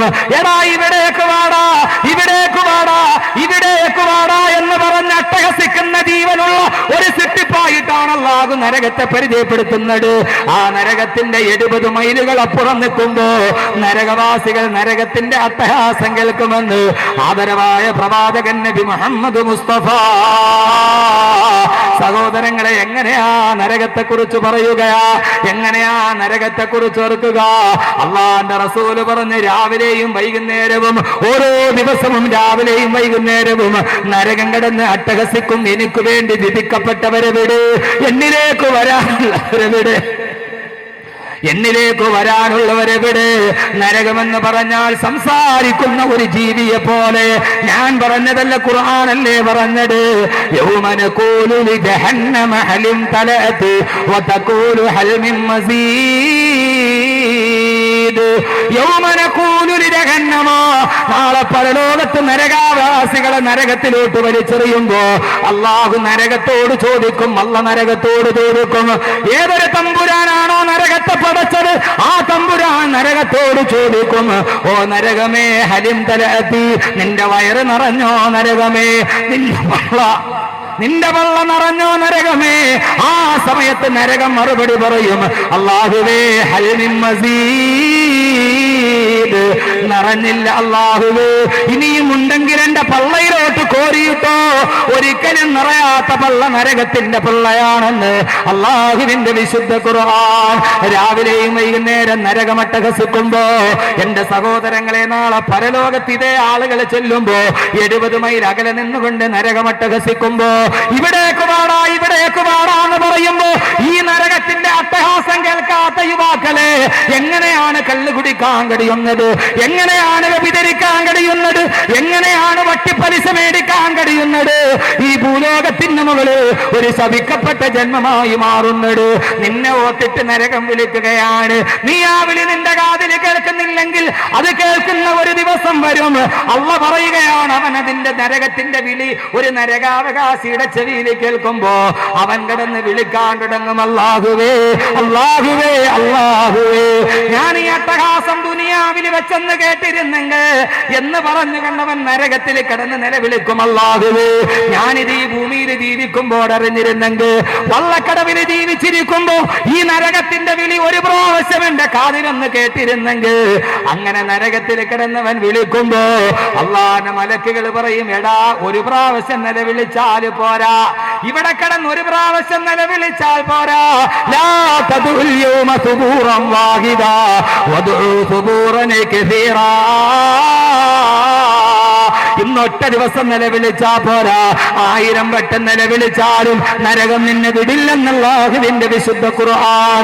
ഇത്ര ഭീകരമാണ് നരകം. അതുകൊണ്ടാണ് റസൂലുള്ള പറഞ്ഞത്, ആ നരകത്തിന്റെ അടുക്കിലേക്ക് ഞാൻ പോയി, ഇന്നന്നാറ അതിനൈതു മിന്നീ, ആ നരകത്തിന്റെ തീച്ചൂടുകൾ എന്റെ മുഖത്തെ കാഞ്ഞടിച്ചപ്പോ ഇമാം ബുഖാരി റഹിമഹുല്ലാഹ് ഉദ്ധരിക്കുന്ന ഹദീസാണിത്. എന്റെ പ്രിയപ്പെട്ട സഹോദരങ്ങളെ, അല്ലാഹുവിന്റെ റസൂൽ പറയുകയാണ്, ഈ ലോകം സൃഷ്ടിക്കാൻ കാരണഭൂതരായ ലോകത്തിന്റെ ഏറ്റവും വലിയ സൗഭാഗ്യമേ, അല്ല കഴിഞ്ഞാൽ ഇസ്ലാമിക സമൂഹത്തിന്റെ ആരംഭമേ, അവലംബമേ, ഞാൻ നരകത്തിന്റെ മുമ്പിൽ ചെന്നപ്പോ ആ നരകത്തിന്റെ ഭീകരത ഞാൻ കണ്ടു. അതിന്റെ ചൂട് എന്റെ മുഖത്തോട്ടത് അടിക്കാൻ തുടങ്ങി. അള്ളാന്റെ റസൂലിനെ കണ്ടപ്പോൾ നരകത്തിന്റെ പുക വന്നപ്പോ അതെന്റെ മുഖത്ത് തട്ടാതെ ഞാൻ എന്റെ മുഖത്ത് നിന്ന് നരകത്തിന്റെ പുകയെ കൈകൊണ്ട് മെല്ലെ മെല്ലെ ആട്ടിയോടിച്ചെന്ന് റൂഹി ഫിദാ നബി മുഹമ്മദ് മുസ്തഫ. എന്താ നരകം? അള്ളാന്റെ റസൂലിന്റെ മുഖത്തിന്റെ ഭാഗത്തേക്ക് നരകത്തിന്റെ പുക വന്നപ്പോ ഞാൻ അതിനെ ആട്ടി ഓടിച്ചു സഹാബ. എനിക്ക് തന്നെ അതിന്റെ പുക സഹിക്കാൻ കഴിയുന്നില്ല. അപ്പൊ തീ എന്തായിരിക്കും? ഇയാളെന്താ തുടക്കത്തിലെ നരകം പറഞ്ഞിട്ട് പേടിപ്പെടുത്തണം എന്നല്ല, ഈ രണ്ടല്ലാതെ ജീവിതത്തിൽ ഇനി മാറാനൊന്നുമില്ല. ഈ നാട്ടിൽ അതേ പറയാവൂ, ഏത് നാട്ടിലും. കാരണം വഴിതെറ്റി നടക്കുന്ന ഒരു ജനതയെ സംബന്ധിച്ചോളം ആ ജനതയുടെ മുന്നിൽ മാറ്റത്തിന്റെ ഒരു തിരി കൊളുത്തണമെങ്കിൽ നരകത്തെക്കുറിച്ചുള്ള പേടിക്കും സ്വർഗത്തെക്കുറിച്ചുള്ള ആശയ്ക്കുമേ കഴിയും. അല്ലാതെ ഈ ഭൂമിയിലെ എന്ത് ലാഭം പറഞ്ഞിട്ടാണ് അവരെ വിളിക്കുക? നിങ്ങളൊന്ന് ആലോചിച്ച് നോക്കി. കള്ളു കുടിച്ച് മദ്യപിച്ച് മതോന്മത്തനായി കിടക്കുന്ന ഒരുത്തനോട് നീ ഇനി കള്ളു കുടിക്കരുത് എന്ന് പറയാൻ അവനോട് ഭൂമിയിലെ ഏത് ലാഭമാ പറയുക? നീ ഇനി മുതൽ കള്ളു കുടിക്കാതിരുന്നാൽ ജമാഅത്തിന്റെ വകയായിട്ട് നിനക്ക് ഒരു ദിവസം 100 വെച്ച് തരാന്ന് പറയാൻ പറ്റുമോ? കഴിയില്ല. നീ കള്ളു കുടിക്കാതിരുന്നാൽ ഞങ്ങളെല്ലാവരും കൂടി നിനക്ക് ഒരു ദിവസം 250 റുപ്യ വെച്ച് തരാൻ പറ്റുമെന്ന് പറയാൻ പറ്റുമോ? ഏതൊരു അധർമ്മത്തിൽ നടക്കുന്ന മനുഷ്യനോടും അവനെ അധർമ്മത്തിൽ നിന്ന് പിന്തിരിപ്പിക്കാൻ പറയാൻ അവനോട് കഴിയുന്നത്, നീ മദ്യപാനിയായാൽ നാളെ നരകത്തിലെ ശിക്ഷ, നീ മദ്യപാനം ഉപേക്ഷിച്ചാൽ നാളെ നിന്റെ സ്വർഗത്തിലെ രക്ഷ. ഇത് രണ്ടും പറഞ്ഞിട്ടല്ലാതെ ലോകത്തൊരു മനുഷ്യനെയും മാറ്റാൻ കഴിയില്ല. അത് കേട്ടപ്പോഴും അതറിഞ്ഞപ്പോഴുമാണ് മനുഷ്യൻ മാറിയത്. ആ നരകത്തിൽ പോകുന്നതിന് 31 കാര്യങ്ങൾ ഒരു മനുഷ്യനെ നരകത്തിലെത്തിക്കുമെന്ന് നബി മുഹമ്മദ് മുസ്തഫ. നമുക്ക് കഴിയുന്നത് പോലെ പറയാം സമയത്തിന്റെ പരിമിതിക്കുള്ളിൽ. അള്ളാഹു എല്ലാ കാര്യങ്ങളും മാറ്റി അള്ളാഹിന്റെ സ്വർഗത്തിന്റെ അവകാശിയാകാൻ അള്ളാഹു തൗഫീക്ക് നൽകി അനുഗ്രഹിക്കട്ടെ. അള്ളാഹു തൗഫീക്ക് നൽകി അനുഗ്രഹിക്കുമാറാകട്ടെ. എൻ്റെ പ്രിയപ്പെട്ട സഹോദരങ്ങളെ, ഈ നരകം ഭയാനകരമാണ്. യദ്ഊന വൈലൻ യദ്ഊന സുബൂറ. ഓരോ ദിവസം രാവിലെയും വൈകുന്നേരവും നരകത്തിൽ നിലവിളിച്ചോണ്ടേയിരിക്കും, അട്ടഹസിക്കും. എവിടെ? എന്നിലേക്ക് വരാനുള്ളവരെവിടെ? ഇവിടെയുള്ള ഒത്തിരി പേരത് കേൾക്കും. ഓരോ നാട്ടിലും നരകത്തിലോട്ട് പോകാൻ അവകാശികളായ എത്രയെത്രയോ ആളുകൾ. ഈ ജീവിതം ഒരു യാത്രയാണ്. നമ്മുടെ ജീവിതയാത്ര തുടങ്ങുകയാണ്. ഈ യാത്ര അവസാനിക്കുന്നത് ഒരു മണ്ണിൻ്റെ അടിയിലാണ്. അവിടെ നിന്ന് പിന്നെ പരലോകത്തിലേക്കും സ്വർഗത്തിലേക്കും നരകത്തിലേക്കും. അതുകൊണ്ട് നമ്മുടെ ഈ സബലം, ഈ യാത്ര നമുക്ക് തുടങ്ങാം ഇവിടെ വെച്ച്. ജീവിതമേ ഒരു യാത്രയാണ്. ജീവിതം ഒരു വല്ലാത്ത യാത്രയാണ്. ജീവിതമേ ഒരു യാത്ര. ഇങ്ങനെ ഓരോ കാലടി മുമ്പോട്ട് പോകുമ്പോഴും ആയുസ് പുറകോട്ട് പോവുകയാണ്. ഒരു കാലെടുത്ത് മുമ്പോട്ട് വെക്കുമ്പോൾ ജീവിതത്തിൽ 2 യാത്രയാണ് നടക്കുന്നത്. ഒരു കാല് മുമ്പോട്ട് വെക്കുമ്പോൾ പരലോകത്തേക്കുള്ള യാത്ര കൂടുന്നു, അതേപോലെ ആയുസ്സിലേക്കുള്ള യാത്ര കുറയുകയും ചെയ്യും. ഒരു കാലെടുത്ത് മുമ്പോട്ട് വെച്ചാൽ അത്രയും സമയം ആയുസ്സിൽ നിന്ന് കുറഞ്ഞെന്നാണ്. ഈ ജീവിതമേ ഒരു യാത്രയാണ്, വല്ലാത്ത യാത്ര. ഗർഭാശയം വീട്ടതു മുതൽ സഫറാണേ, അടുത്തുള്ള ക്യാമ്പും സോദര കബറാണേ. ഗർഭാശയം വീട്ടതു മുതൽ സഫറാണേ, അടുത്തുള്ള ക്യാമ്പും സോദര കബറാണേ. തഴവ ഉസ്താദ്, എന്താ ഈ മനുഷ്യൻ? ആരായി മനുഷ്യനെന്നറിയോ? ഇങ്ങനെയൊക്കെ ജീവിക്കണം. മരിച്ചാൽ പൊതിയാനുള്ള കഫൻ തുണിയും ചുരുട്ടി തലയിൽ വെച്ചിട്ട് കിടന്നുറങ്ങിയ മനുഷ്യൻ എവിടെ? മക്കയിലല്ല, മദീനയിലല്ല, കൊല്ലം ജില്ലയിൽ. മക്കയിലെയും മദീനയിലെയും സഹാബത്തിന്റെ കഥയല്ല. ഈ അടുത്ത കാലത്ത് മരണപ്പെട്ടു പോയ കൊല്ലം ജില്ലയിലെ കരുനാഗപ്പള്ളി തടവയിൽ ജീവിച്ചിരുന്ന മഹാനായൊരു മനുഷ്യൻ, അദ്ദേഹത്തിന്റെ വാക്കാണിത്. ഞാൻ പൂന്തറ വാള് പറഞ്ഞപ്പോൾ ഒരാൾ പറഞ്ഞു, പൂന്തറ വാള് പറഞ്ഞ എഴുതി വാള് കഴിഞ്ഞിട്ട് പിന്നെ ഒരു കാൽക്കുലേഷൻ ഉണ്ടല്ലോ, എങ്ങനെയുണ്ട്, കൊള്ളാവോ ഇല്ലയോ എന്നുള്ളൊരു ചെറിയ ഒരു പോസ്റ്റ്മോർട്ടം നടക്കും. അപ്പോൾ ഒരാൾ പറഞ്ഞു, കണ്ട ഇത്രയും ആൾ കൂടിയുണ്ട് അങ്ങനെ പ്രസംഗം കേൾക്കാൻ. അപ്പോൾ അടുത്ത ആൾ പറഞ്ഞു, അയാൾക്ക് സഹിക്കില്ലേ, സത്യം കണ്ടാൽ സഹിക്കില്ലല്ലോ. കൊള്ളാം, പ്രസംഗമൊക്കെ നല്ല പ്രസംഗം, പക്ഷെ ഇടയ്ക്കിടയ്ക്ക് പാട്ട് പാടുന്നതിന് അത് വേണ്ട. ഈ വിവരമില്ലാത്തവരിത് എന്താണ് തിരിച്ചറിയാൻ കഴിയേണ്ടത്? ഈ അറബി ബൈത്ത് പാടുമല്ലോ. അറബി ഭാഷയെന്ന് കേൾക്കുന്നതേ അവർക്കൊരു വല്ലാത്ത ബുദ്ധിമുട്ടാണ്. എൻ്റെ സഹോദരങ്ങളെ, ലോകത്ത് ഇത് മുഴുവനും ഉണ്ടായത് ഈ അറബി ഭാഷയിൽ നിന്നാണ്. ആദരവായ പ്രവാചകൻ നബി മുഹമ്മദ് മുസ്തഫ, ആദരവായ പ്രവാചകൻ നബി മുഹമ്മദ് മുസ്തഫ, അള്ളാഹുവിന്റെ പ്രവാചകന്റെ അടുക്കലുണ്ടായിരുന്നു മക്കയിലൊരു വലിയ പ്രധാനപ്പെട്ട കവി. തഴവാ ഉസ്താദിന്റെ ബൈത്ത് പറഞ്ഞിട്ട് അതിലൂടെ ഞാൻ മറ്റൊന്ന് പറയുകയാണ്. ഒരു വല്ലാത്ത കവി. മക്ക മുഴുവനും കവിത പാടി നടന്ന കാലം, സാഹിത്യ സാമ്രാട്ടുകൾ നടന്ന കാലം. ആ കാലഘട്ടത്തിലെ കവിയായിരുന്നു ലബീദ്. ആ ലബീദിനെ കുറിച്ചാണ് അല്ലാഹുവിന്റെ റസൂല് പറഞ്ഞത്, അസ്ദഖു കലിമത്തിന് കാലഹശായിറു കലിമത്തു ലബീദ്.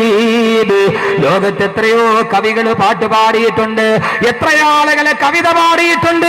പാടിയ കവിതയിൽ ഏറ്റവും നല്ല കവിത റസൂലുള്ള പറഞ്ഞതാണ്. ഇമാം ബുഖാരി ഉദ്ധരിക്കുന്ന ഹദീസാണ്.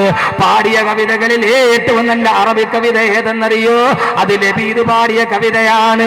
ലബീദ് പാടിയ കവിത ഏതെന്നറിയോ?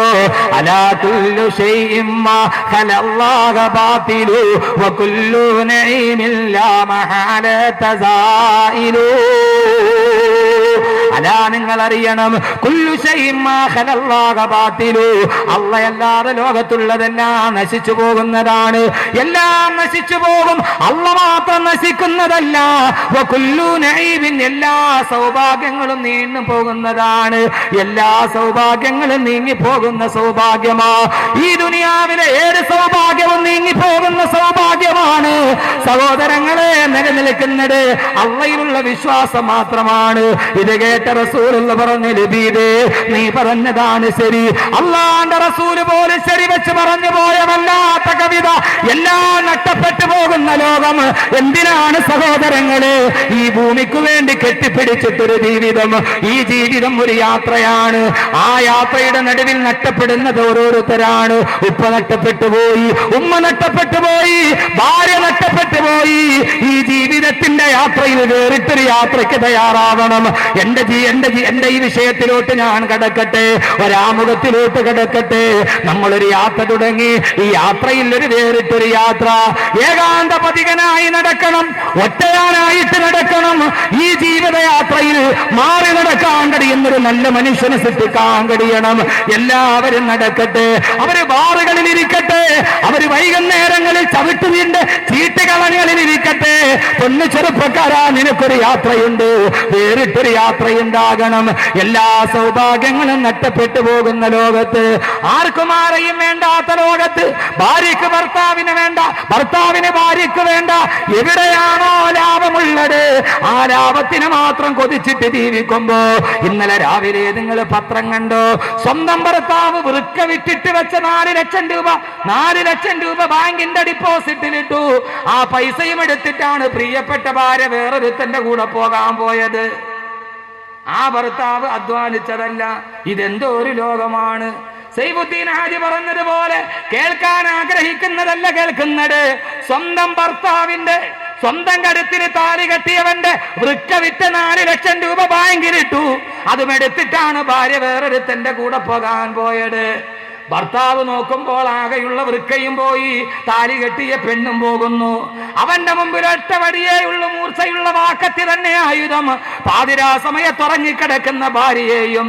എന്റെ പ്രിയപ്പെട്ട സഹോദരങ്ങളെ, ഒരു പെണ്ണിന്റെ മനസ്സിൽ ഈ ഭൂമിയിൽ സുഖിക്കാൻ തോന്നിയപ്പോ അത് ഭർത്താവിനെ കുടിച്ചിട്ടിട്ടാണെങ്കിലും വേണ്ടില്ല, അവന്റെ വൃക്ക വിറ്റ പൈസയാണെങ്കിലും വേണ്ടില്ല, മറ്റൊരുത്തന്റെ കിടപ്പറയിലെ ചൂടും ചൂരും അനുഭവിക്കണമെന്ന് ഒരു പെണ്ണ് നരകത്തിന്റെ വഴി തെരഞ്ഞെടുത്തപ്പോ അവിടെ നഷ്ടപ്പെട്ടു പോയതൊന്നും അറിയാത്ത നിഷ്കളങ്കമായ 2 പെൺകുട്ടികൾ.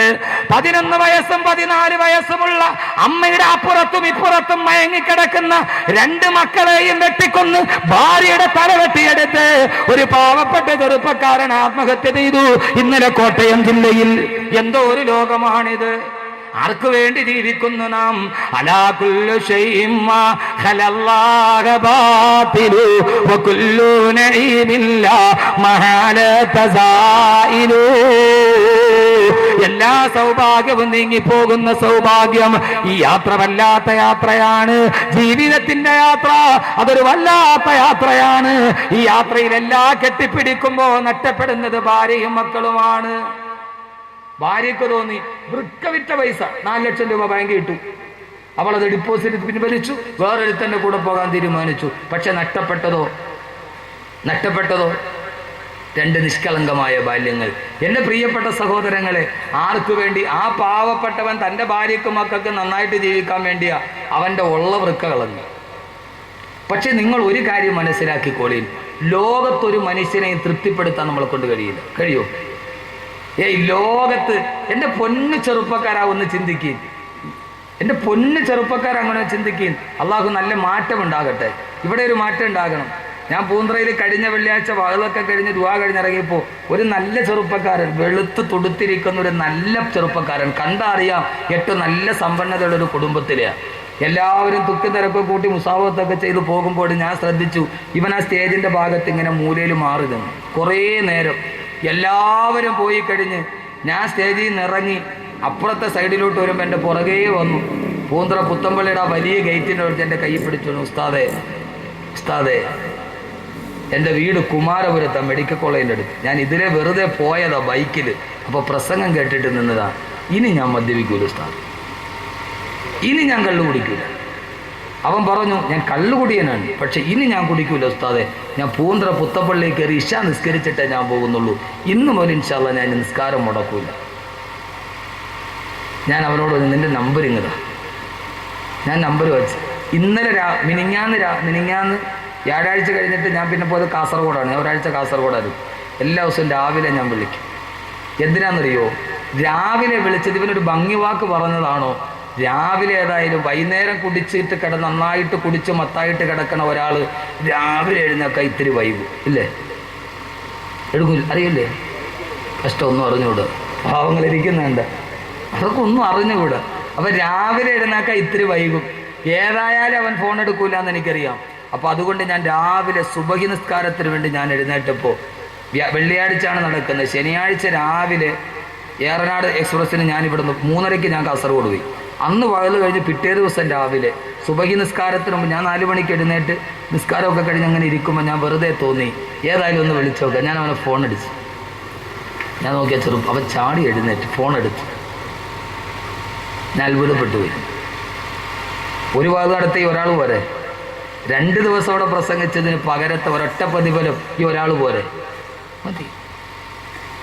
നല്ല പിന്നീട് ഇപ്പം എല്ലാ ദിവസവും എന്നെ വിളിക്കും. ഞാൻ പറഞ്ഞു, നീ ഒരു കാര്യം ചെയ്യേ, നാളെ മുതൽ സുബൈക്ക് എഴുന്നേക്കുമ്പോൾ നീ എന്നെ വിളിക്കണം. ഞാൻ പറഞ്ഞു, ഞാൻ ചിലപ്പോൾ വകത് കഴിഞ്ഞിട്ട് കിടന്ന് ഉറങ്ങിപ്പോകും. അപ്പോൾ നീ എന്ത് ചെയ്യണം, നാളെ മുതൽ സുബൈക്ക് നീ എന്നെ ഒന്ന് വിളിക്കണം. ഏതൊരു മനുഷ്യനെയും നന്നാക്കാൻ കഴിയുന്നത് എങ്ങനെയാണെന്നറിയോ? നമ്മൾ പറയും അവൻ പോക്ക, അവൻ കുടിയൻ, അവൻ പോക്ക, അവനെ എഴുതിത്തള്ളും നമ്മൾ. ഇനി അവൻ നന്നാവില്ല. അല്ല, സ്നേഹത്തോടെ സ്ഫുടം ചെയ്തെടുത്താൽ കുപ്പയിൽ നിന്ന് കിട്ടുന്ന മാണിക്യം കഴുകിയെടുത്താൽ അതിന് തിളക്കം കൂടും. അവർ പിന്നെ വിട്ടുപോകില്ല. എല്ലാം അറിയാവുന്നവനെ പറയും, ഓ ഇതിനേക്കാൾ ഞാൻ കേട്ടിട്ടുണ്ടോ പറയും. ഒന്നും അറിയാത്തവൻ നന്നാകുമ്പോൾ അവനേക്കാൾ തിളക്കമുള്ള ഒന്ന് വേറെയില്ല. അതുകൊണ്ട് ആരെയും എഴുതിത്തള്ളാറായിട്ടില്ല. ഇപ്പം എല്ലാ ദിവസവും രാവിലെ അവൻ എഴുന്നേറ്റവൻ എന്നെ വിളിക്കും. അള്ളാഹു നിലനിർത്തി കൊടുക്കട്ടെ. നിങ്ങൾ കാര്യമായിട്ട് ദുആ ചെയ്യും. 32 വയസ്സുണ്ട്. ഇത്രയും നാൾ മദ്യപിക്കാത്ത ഒരു ദിവസം അവൻ്റെ ആയുസ്സിലില്ല. അള്ളാഹു നിലനിർത്തി തരട്ടെ, അള്ളാഹു നിലനിർത്തി തരട്ടെ. അതുകൊണ്ടാണ് അള്ളാഹു സുബ്ഹാനഹു വ തആല ഈ സദസ്സിൽ ഇങ്ങനെ തന്നെ നിലനിൽക്കാൻ പ്രേരിപ്പിക്കുന്നത്. കബീർ ഉസ്താദിനെ എല്ലാവരും സ്നേഹിക്കുന്നത് കൊണ്ടല്ല, വേറൊന്നും കൊണ്ടല്ല. ഞാൻ ഇവർക്ക് പണം കൊടുത്തിട്ട് വരുന്നതാണ്. ഈ കൽബിലെ സ്നേഹം അത് കൽബിലുള്ള വെളിച്ചത്തിൻ്റെ സ്നേഹമാണ്. അല്ലാത്ത ഒരു സ്നേഹം ഉണ്ടല്ലോ വാസുക, കൽബിലുള്ള ഒരു വെളിച്ചത്ത്, അല്ലാതെ ഇവരെ പൈസ കൊടുത്തിട്ടോ പ്രലോഭിപ്പിച്ചിട്ടോ ഒന്നുമല്ല. ഈ കാണുന്ന ജനാരവം അത് ഇതിൻ്റെ കൽബിൻ്റെ സ്നേഹമാണ്. അള്ളാഹു നിലനിർത്തി തരട്ടെ, അള്ളാഹു നിലനിർത്തി തരട്ടെ. ഈ യാത്ര നരകത്തിലേക്കുള്ള ഈ യാത്രയല്ല, അതിൻ്റെ പുകപടലങ്ങൾ നമ്മുടെ മുഖത്തെ കരിവാളിച്ച ഒരു യാത്രയല്ല. എന്റെ പ്രിയപ്പെട്ട സഹോദരങ്ങള്, നന്മകളുടെ വഴിയിലേക്ക് വേറിട്ട് നടക്കുന്ന ഒരു പുണ്യമായ യാത്രയുടെ അവകാശികളായി മാറാൻ നമുക്ക് കഴിയേണ്ടതുണ്ട്. ആ അവസ്ഥയിലോട്ട് കടന്നു പോകുമ്പോൾ ഏതൊരു മനുഷ്യനും ഒരു സമയത്ത് മനസ്സിൽ തോന്നിയാൽ, ഒരു സമയത്ത് മനസ്സിലോട്ട് ഇറങ്ങിയാൽ, ഞാൻ പറഞ്ഞു തരാം നിങ്ങൾക്ക് ഒരാളെ. ആരാണ് ആ മനുഷ്യൻ? ഞാൻ ഒരിക്കൽ കൂടി ഓർമ്മിപ്പിക്കട്ടെ. ഒരായത്ത് കൽബിലോട്ടിറങ്ങിയാൽ അതിനേക്കാൾ വലിയൊരു മാറ്റം വേറെ ഒന്നുമില്ല. ആരുമില്ലാതെ നിശബ്ദമായി കിടക്കുന്ന ഇതുപോലൊരു രാത്രി, ആ രാത്രിയിലാണ് സയ്യിദുനാ ഉമർ ഇബ്നുൽ ഖത്താബ് റളിയല്ലാഹു അൻഹു പാതിരാ സമയത്ത് ഖലീഫയായിരിക്കുമ്പോ ഒട്ടകപ്പുറത്ത് സഞ്ചരിക്കുകയാണ് തന്റെ പ്രജകളുടെ ക്ഷേമം അന്വേഷിക്കാൻ. തന്റെ പ്രജകൾ ഉറങ്ങുന്നുണ്ടോ? അവരുടെ ജീവിതത്തിന്റെ അവസ്ഥ എന്താണ്? രാത്രിയിൽ ഉറക്കമില്ലാത്ത ഭരണാധികാരി സയ്യിദുനാ ഉമർ ഇബ്നുൽ ഖത്താബ് റളിയല്ലാഹു അൻഹു പാതിരാ സമയത്ത് നിശയുടെ നിശബ്ദതയോടെ നടന്നു പോകുമ്പോ ആരുമില്ലാത്ത മരുഭൂമിയുടെ നടുവിൽ ഒരു കൊച്ചുകുടിൽ, ഒരു കർഷകന്റെ കൊച്ചുകുടിലാണ്. ആ കുടിലിരുന്ന് കൊണ്ടൊരു കൊച്ചു കർഷകൻ അല്ലാഹുവിന്റെ ഖുർആൻ പാരായണം ചെയ്യുകയാണ്. ആ സമയത്ത് ബഹുമാനപ്പെട്ട ഉമർ റളിയല്ലാഹു അൻഹു ഒട്ടകപ്പുറത്തിരുന്ന ഉമർ അറിയാതെ കർഷകന്റെ ഖുർആൻ പാരായണം കേട്ടു. ആ ഖുർആൻ ഇരുന്നിട്ട് കർഷകൻ ഓതുകയാണ്, വത്തൂരി وكتاب مستور في رك منشور والبيت المعمور والسقف المرفوع والبحر المسجور إن عذاب ربك لواقع إن عذاب ربك لواقع. ഖുർആന്റെ ആയത്തുകൾ അദ്ദേഹത്തിന്റെ മനസ്സിൽ നിന്ന് നിറകലിക്കാൻ തുടങ്ങി. വത്തൂരി തൂരി സീനാ പർവ്വതത്തെ കൊണ്ട് തന്നെയാണ് സത്യം. വകിതാബിൻ മസ്തൂർ, വിതറപ്പെട്ട ഈ ഗ്രന്ഥത്തെ കൊണ്ട് തന്നെയാണ് സത്യം. അല്ലാഹുവിന്റെ ഖുർആൻ ഓടുന്നു. ഉമർ റളിയല്ലാഹു തആല ഒട്ടകപ്പുറത്ത് നിന്ന് ഒട്ടകത്തെ പിടിച്ചു നിർത്തി അല്ലാഹുവിന്റെ ഖുർആൻ കേൾക്കുകയാണ്. അദ്ദേഹം വല്ലാതെ ശ്രദ്ധയോടെ കേട്ടിരിക്കുമ്പോ ചുറ്റും ഭയാനകരമായ നിശബ്ദ നിശബ്ദത. ഈ രാത്രിക്കും സഹോദരങ്ങളെ നിർണായകമായ പങ്കുണ്ട്. നിശാബ്ദമായ രാത്രി ഒരു കൊച്ചി വീടിന്റെ ശബ്ദം പോലും കേൾക്കാനില്ല. ആ നിശാലമായ നിശബ്ദതയിൽ ഉമർ റളിയല്ലാഹു അൻഹു ഖുർആൻ കേട്ടു. അവസാനം ആ ഗ്രാമീണൻ ഓതുകയാണ്, ഇന്ന അദാബ റബ്ബിക ലവാഖിഅ, ഇന്ന അദാബ റബ്ബിക ലവാഖിഅ. നിന്റെ അല്ലാഹുവിന്റെ ശിക്ഷ ഇതാ ഇറങ്ങാൻ പോകുന്നു. നിന്റെ റബ്ബ് നിനക്ക് വാഗ്ദാനം ചെയ്ത ശിക്ഷ, നിന്റെ നരകവിതാ വരാൻ പോകുന്നു. നരകത്തെ കുറിച്ചുള്ള ആയത്തിറങ്ങുകയാണ്. യൗമ തമൂറു സമാഉ മൗറാ വതസീറു ജിബാലു സൈറാ. ശ്രദ്ധിച്ചു കേട്ടുകൊള്ളുക ചെറുപ്പക്കാരാ. അന്ന് പർവ്വതങ്ങൾ പല കഷണങ്ങളായിട്ട് പൊടിക്കപ്പെടും. അന്ന് ഈ ഭൂമി തകർന്ന് തരിപ്പണമാകും. അന്നാണ് കളവാക്കിയവർക്ക് നാശമുണ്ടാകുന്നത്. നരകത്തെ കളവാക്കിയവർ അഹമ്മദ് കബീർ ബാക്കവി നരകം രാവിലെയും വൈകുന്നേരവും നിലവിളിക്കുമെന്ന് പറയുമ്പോ ശാസ്ത്രത്തിന്റെ പുറന്തോടിന്റെ ഉള്ളിലിരുന്നിട്ട് കളിയാക്കിയവർ അത് ഞങ്ങൾ ഇതേവരെ കേട്ടിട്ടില്ലല്ലോ.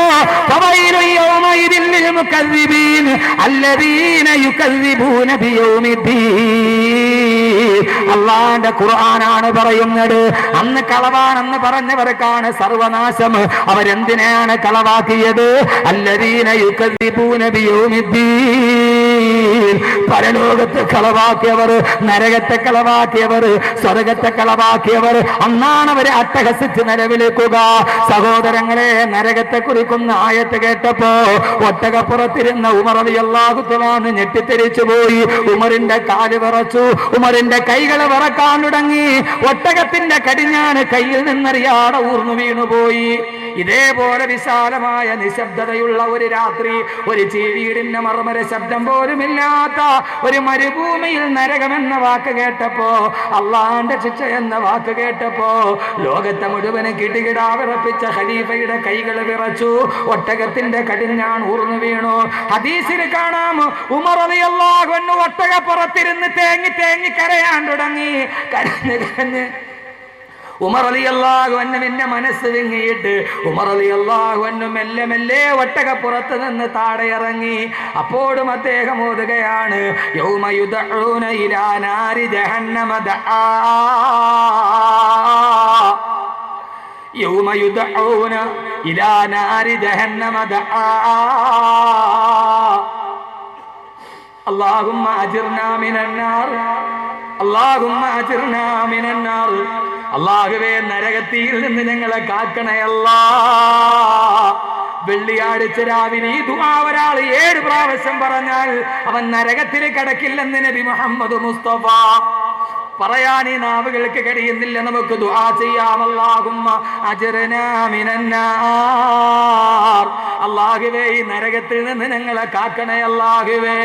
യൗമ യുദഊന ഇലാ നാരി ജഹന്നമ ദആ. നാളെ നരകം കത്തിക്കാളുന്ന നരകത്തിലേക്ക് അല്ലാഹുവിന്റെ മാലാഖമാര് പേര് വിളിക്കുന്ന ദിവസം ഉമർ റളിയല്ലാഹു അൻഹു ഞെട്ടിത്തരിച്ചു പോയി. അല്ലാഹുവേ, ഉമറിന്റെ പേരെവിടെ? നരകത്തിന്റെ പേരിലോ അതല്ല സ്വർഗത്തിന്റെ പേരിലോ? പേടിച്ചു വിറച്ച് ഒട്ടകത്തിന്റെ പള്ളയിലോട്ട് ചാരി നിന്ന് ഉമർ റളിയല്ലാഹു അൻഹു. ആരാണ് ഉമർ? ആരാണ് ഉമർ? ഞാൻ മിഅ്റാജിന്റെ യാത്ര പോയപ്പോ സ്വർഗത്തിലൊരു മണിമാളിക കണ്ടു. അതിന്റെ കവാടത്തിൽ എഴുതി വെച്ചിരിക്കുന്നു, റഅയ്തു ബിൽ ജന്നതി മക്തൂബൻ ബിസ്മി ഉമറ. ഉമറിന്റെ പേരെഴുതിയ ഒരു വാതിൽ ഞാൻ സ്വർഗത്തിൽ കണ്ടെന്ന് പറഞ്ഞ ഉമർ റളിയല്ലാഹു അൻഹു പേടിച്ചു വിറച്ചു. വീണു പോകാതിരിക്കാൻ ഒട്ടകത്തിന്റെ പള്ളയിലോട്ട് ചേർന്ന് നിന്നു. അവസാനം ഉമർ റളിയല്ലാഹു അൻഹു മെല്ലെ മെല്ലെ നടക്കാൻ തുടങ്ങി. ഒട്ടകപ്പുറത്ത് കയറിയിട്ടല്ല, ഒട്ടകത്തിന്റെ കടിഞ്ഞാണ് പിടിച്ച് ഉമർ റളിയല്ലാഹു അൻഹു ആ രാത്രിയിൽ മെല്ലെ മെല്ലെ നടന്നു. നേരെ പോയിട്ട് വീട്ടിലേക്ക് കയറിയിട്ട് പുതപ്പ് പുതച്ച് കിടന്നുപോയി. എന്റെ ശബ്ദം കേൾക്കുന്നവരെ, അന്ന് ഉമർ റളിയല്ലാഹു അൻഹുവിന് കലശലായ പനി പിടിച്ചു. ഏത് പനി എന്നറിയുമോ?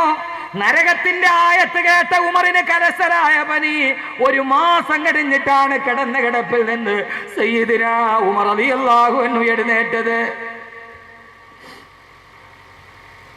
നരകത്തെ കുറിക്കുന്ന ഒരായത്ത് രാത്രിയിൽ കേട്ടപ്പോ അത് കേട്ടിട്ട് പനി പിടിച്ചിട്ട് മൂടിപ്പിടിച്ച് കിടന്നുറങ്ങിപ്പോയി. ഉറക്കം വരുന്നില്ല, ഞെട്ടിയെഴുന്നേക്കുന്നു. ആ കിടപ്പിൽ നിന്നെടുന്നേക്കാൻ 1 മാസം കഴിഞ്ഞിട്ടും ഉമർ റളിയല്ലാഹു അൻഹുവിന് കിടുകിടാ വിറക്കുന്ന പനി മാറിയിട്ടില്ലെന്ന് നബി മുഹമ്മദ് മുസ്തഫ. നമ്മൾ ഈ ആയത്ത് ഓതുന്നുണ്ട്, എത്രയോ പ്രാവശ്യം നമ്മൾ കേൾക്കുന്നുണ്ട്. അല്ലാഹുവേ ഞങ്ങളെ നരകത്തിയിൽ നിന്ന് നീ കാക്കണേ തമ്പുരാനെ, അല്ലാഹുവേ നരകത്തിയിൽ നിന്ന് ഞങ്ങളെ കാക്കണേ തമ്പുരാനെ. അല്ലാഹുമ്മ അജിർനാ മിനന്നാർ. വെള്ളിയാഴ്ച ഖത്തീബ് ഖുത്ബ ഓതുമ്പോ രണ്ടാമത്തെ ഖുത്ബയിൽ 3 പ്രാവശ്യം പറയും അല്ലാഹുമ്മ അജിർനാ മിനന്നാർ. നമുക്ക് ഗൗരവമറിയാതെ താടയ്ക്ക് കൈയും കൊടുത്തിട്ട് കുനിഞ്ഞിരിക്കും. പക്ഷേ ആ സമയത്ത് ആമീൻ പറഞ്ഞു. ഒരു വെള്ളിയാഴ്ച രാവിലെ 7 പ്രാവശ്യം ഇത് പറയുന്നവൻ, പ്രത്യേകിച്ച് വെള്ളിയാഴ്ച സുബഹി നമസ്കാരത്തിന് ശേഷം ഒരാൾ അല്ലാഹുമ്മ അജിർനാ മിനന്നാർ എന്ന് 7 പ്രാവശ്യം പതിവായി പറഞ്ഞാൽ അല്ലാഹു നാളെ അവനെ നരകത്തിൽ നിന്ന് കാക്കുമെന്ന് നബി മുഹമ്മദ് മുസ്തഫ. നരകത്തിൽ നിന്ന് രക്ഷപ്പെടാൻ 17 കാര്യങ്ങളുണ്ട്, ബാക്കി 16 നാളെ പറയാം. ഇത് വളരെ നൈസായിട്ട് ചെയ്യാൻ പറ്റും. ഒന്ന് ചിന്തിച്ചു നോക്കി സഹോദരങ്ങളെ, എന്താ കൽബിലൊരു പേടിയില്ലാത്തത്? എന്താ കൽബിലൊരു പേടിയില്ലാത്തത്? നരകത്തെക്കുറിച്ച് കേൾക്കുമ്പോൾ യഥാർത്ഥത്തിൽ നമ്മുടെ യാത്ര നരകത്തിലേക്കല്ലേ? നമ്മൾ ഇന്ന് പോകുന്നത് വെച്ച് നമ്മൾ എവിടെയാണ് എത്തിച്ചേരുക? ഒന്നിലും നമുക്കൊരു പേടിയില്ല, ഒന്നിലും ഒരു പേടിയില്ല. എൻ്റെ പൊന്നു സഹോദരങ്ങളെ, ഏറ്റവും നന്നായിട്ട് ജീവിക്കുന്നവന് നരകം മേടിക്കാൻ 1 നിമിഷം മതി. എത്ര മുത്തക്കിയായിട്ട് ജീവിക്കുന്ന ഒരു മനുഷ്യനും നരകം മേടിക്കാൻ എത്ര സമയം മതി? ഒറ്റ സമയം മതി. പക്ഷെ എൻ്റെ പൊന്നു ചെറുപ്പക്കാരെ, എനിക്ക് നിങ്ങളോട് വലിയ സ്നേഹമുണ്ട്. അഹമ്മദ് കബീർ വാക്കവിയുടെ വാല് കേൾക്കാൻ എല്ലായിടത്തും പാഞ്ഞ് നിങ്ങളെത്തും. പക്ഷെ ഞാൻ പറയുന്നു, പ്രതികൂലതയിൽ പിടിച്ചു നിൽക്കണം. ഇതേത് സമയത്ത് നഷ്ടപ്പെട്ടു പോകാം, ഏത് സമയത്തും വഴി തെറ്റാം. നന്നായിട്ട് ജീവിക്കുന്ന ഒരാൾക്ക്, നന്നായിട്ട് ജീവിക്കുന്ന ഒരു പെണ്ണിന് നരകത്തിൽ പോകാൻ 1 നിമിഷം മതി. എപ്പോ അല്ലാഹുവിന്റെ പ്രവാചകൻ പറഞ്ഞു, ലാ യസ്നി സാനി ഹീന യസ്നി വഹുവ മുഅ്മിൻ, ലാ യസ്നി സാനി ഹീന യസ്നി വഹുവ മുഅ്മിൻ. ഒരു മുഅ്മിനായ മനുഷ്യൻ, അല്ലാഹുവിന് വിശ്വാസമുള്ള മനുഷ്യൻ, അല്ലാഹുവിനെ പേടിയുള്ള മനുഷ്യൻ, അവൻ 5 നേരം നിസ്കരിക്കുന്നവനാണ്. അറിയാതെ എങ്ങാനും അവനൊരു വ്യഭിചാരത്തിലേക്ക് പോയാൽ, സഹോദരങ്ങളെ, അറിയാതെ എങ്ങാനും വ്യഭിചാരത്തിലേക്ക് പോയാൽ, ലാ യസ്നി സാനി ഹീന യസ്നി വഹുവ മുഅ്മിൻ. ഒരു അന്യ പെണ്ണിന്റെ കിടപ്പറയിൽ അവൻ കിടക്കുമ്പോ അവൻ നിസ്കാരമുള്ളവനാണ്, അവൻ നാട്ടിൽ മേൽവിലാസമുള്ളവനാണ്. പക്ഷേ അവൻ 1 നിമിഷം പ്രലോഭനത്തിന് പെട്ട് ഒരു അന്യ പെണ്ണിന്റെ കിടപ്പറയിൽ കിടക്കുമ്പോ, അവൻ വ്യഭിചരിച്ചു കൊണ്ടിരിക്കുമ്പോ അവൻ മുഅ്മിനല്ല. ഈമാൻ അല്ലാഹു അവനിൽ നിന്ന് എടുത്തു കളയും. സഹോദരങ്ങളെ, ചെറുപ്പക്കാരാ, ആ വ്യഭിചാരത്തിൽ ഏർപ്പെട്ടുകൊണ്ടിരിക്കുന്ന സമയത്ത് അവനെങ്ങാനും മരിച്ചുപോയാ അവൻ നാളെ നരകത്തിലാണെന്ന് നബി മുഹമ്മദ് മുസ്തഫ. അവൻ മുഅ്മിനായിരുന്നു, അവൻ നിസ്കാരമുള്ളവനായിരുന്നു, അവൻ സക്കാത്ത് കൊടുക്കുന്നവനായിരുന്നു, അവൻ ഏറ്റവും നല്ലവനായിരുന്നു, വഅദ് കേൾക്കാൻ അവൻ മുൻപന്തിയിലുണ്ടായിരുന്നു. പക്ഷേ ലാ യസ്നി സാനി ഹീന യസ്നി വഹുവ മുഅ്മിൻ. സിനാ ചെയ്യുമ്പോ, വ്യഭിചരിക്കുമ്പോ, ഒരു അന്യ പെണ്ണിന്റെ അടുത്തവൻ കടപ്പറ പങ്കിടുമ്പോ അല്ലാഹു അപ്പോൾ അവന്റെ ഈമാൻ ഊരി മാറ്റിക്കളയും. ഈമാനുള്ളവനത് ചെയ്യാൻ കഴിയില്ലല്ലോ. ആ കിടപ്പിലെങ്ങാനും മരിച്ചുപോയാ എങ്ങനെയാ സഹോദരങ്ങളെ ചിന്തിക്കുന്നത്? ആ കിടപ്പിലെങ്ങാനും മരിച്ചുപോയാ 4 മാസങ്ങൾക്ക് മുമ്പ് തൃശ്ശൂർ ജില്ലയിലെ ചാവക്കാട് ലോഡ്ജിൽ ഒരു ചെറുപ്പക്കാരൻ റൂമിൽ മരിച്ചു കിടന്നു. ഒരു ചെറുപ്പക്കാരൻ മരിച്ചു കിടന്നു. അവനെങ്ങനെ മരിച്ചു എന്ന് പോലീസ് ഉദ്യോഗസ്ഥർക്ക് തെളിവില്ല. നമ്മുടെ നാട്ടിൽ നടന്ന കാര്യമാണ് ഞാൻ ഈ പറയുന്നത്. സഹോദരങ്ങളെ, എന്നെക്കാളേറെ നിങ്ങൾ വായിക്കുന്നവരാണ്. പക്ഷേ ഞാനൊരു പ്രഭാഷകനായത് കൊണ്ടത് പലപ്പോഴും കുറിച്ചിടുമെന്ന് മാത്രം, നിങ്ങൾ വായിച്ചിട്ട് മറക്കുമെന്ന് മാത്രം. കാരണം ഞാൻ ഉണർത്താൻ വന്നവനാണല്ലോ.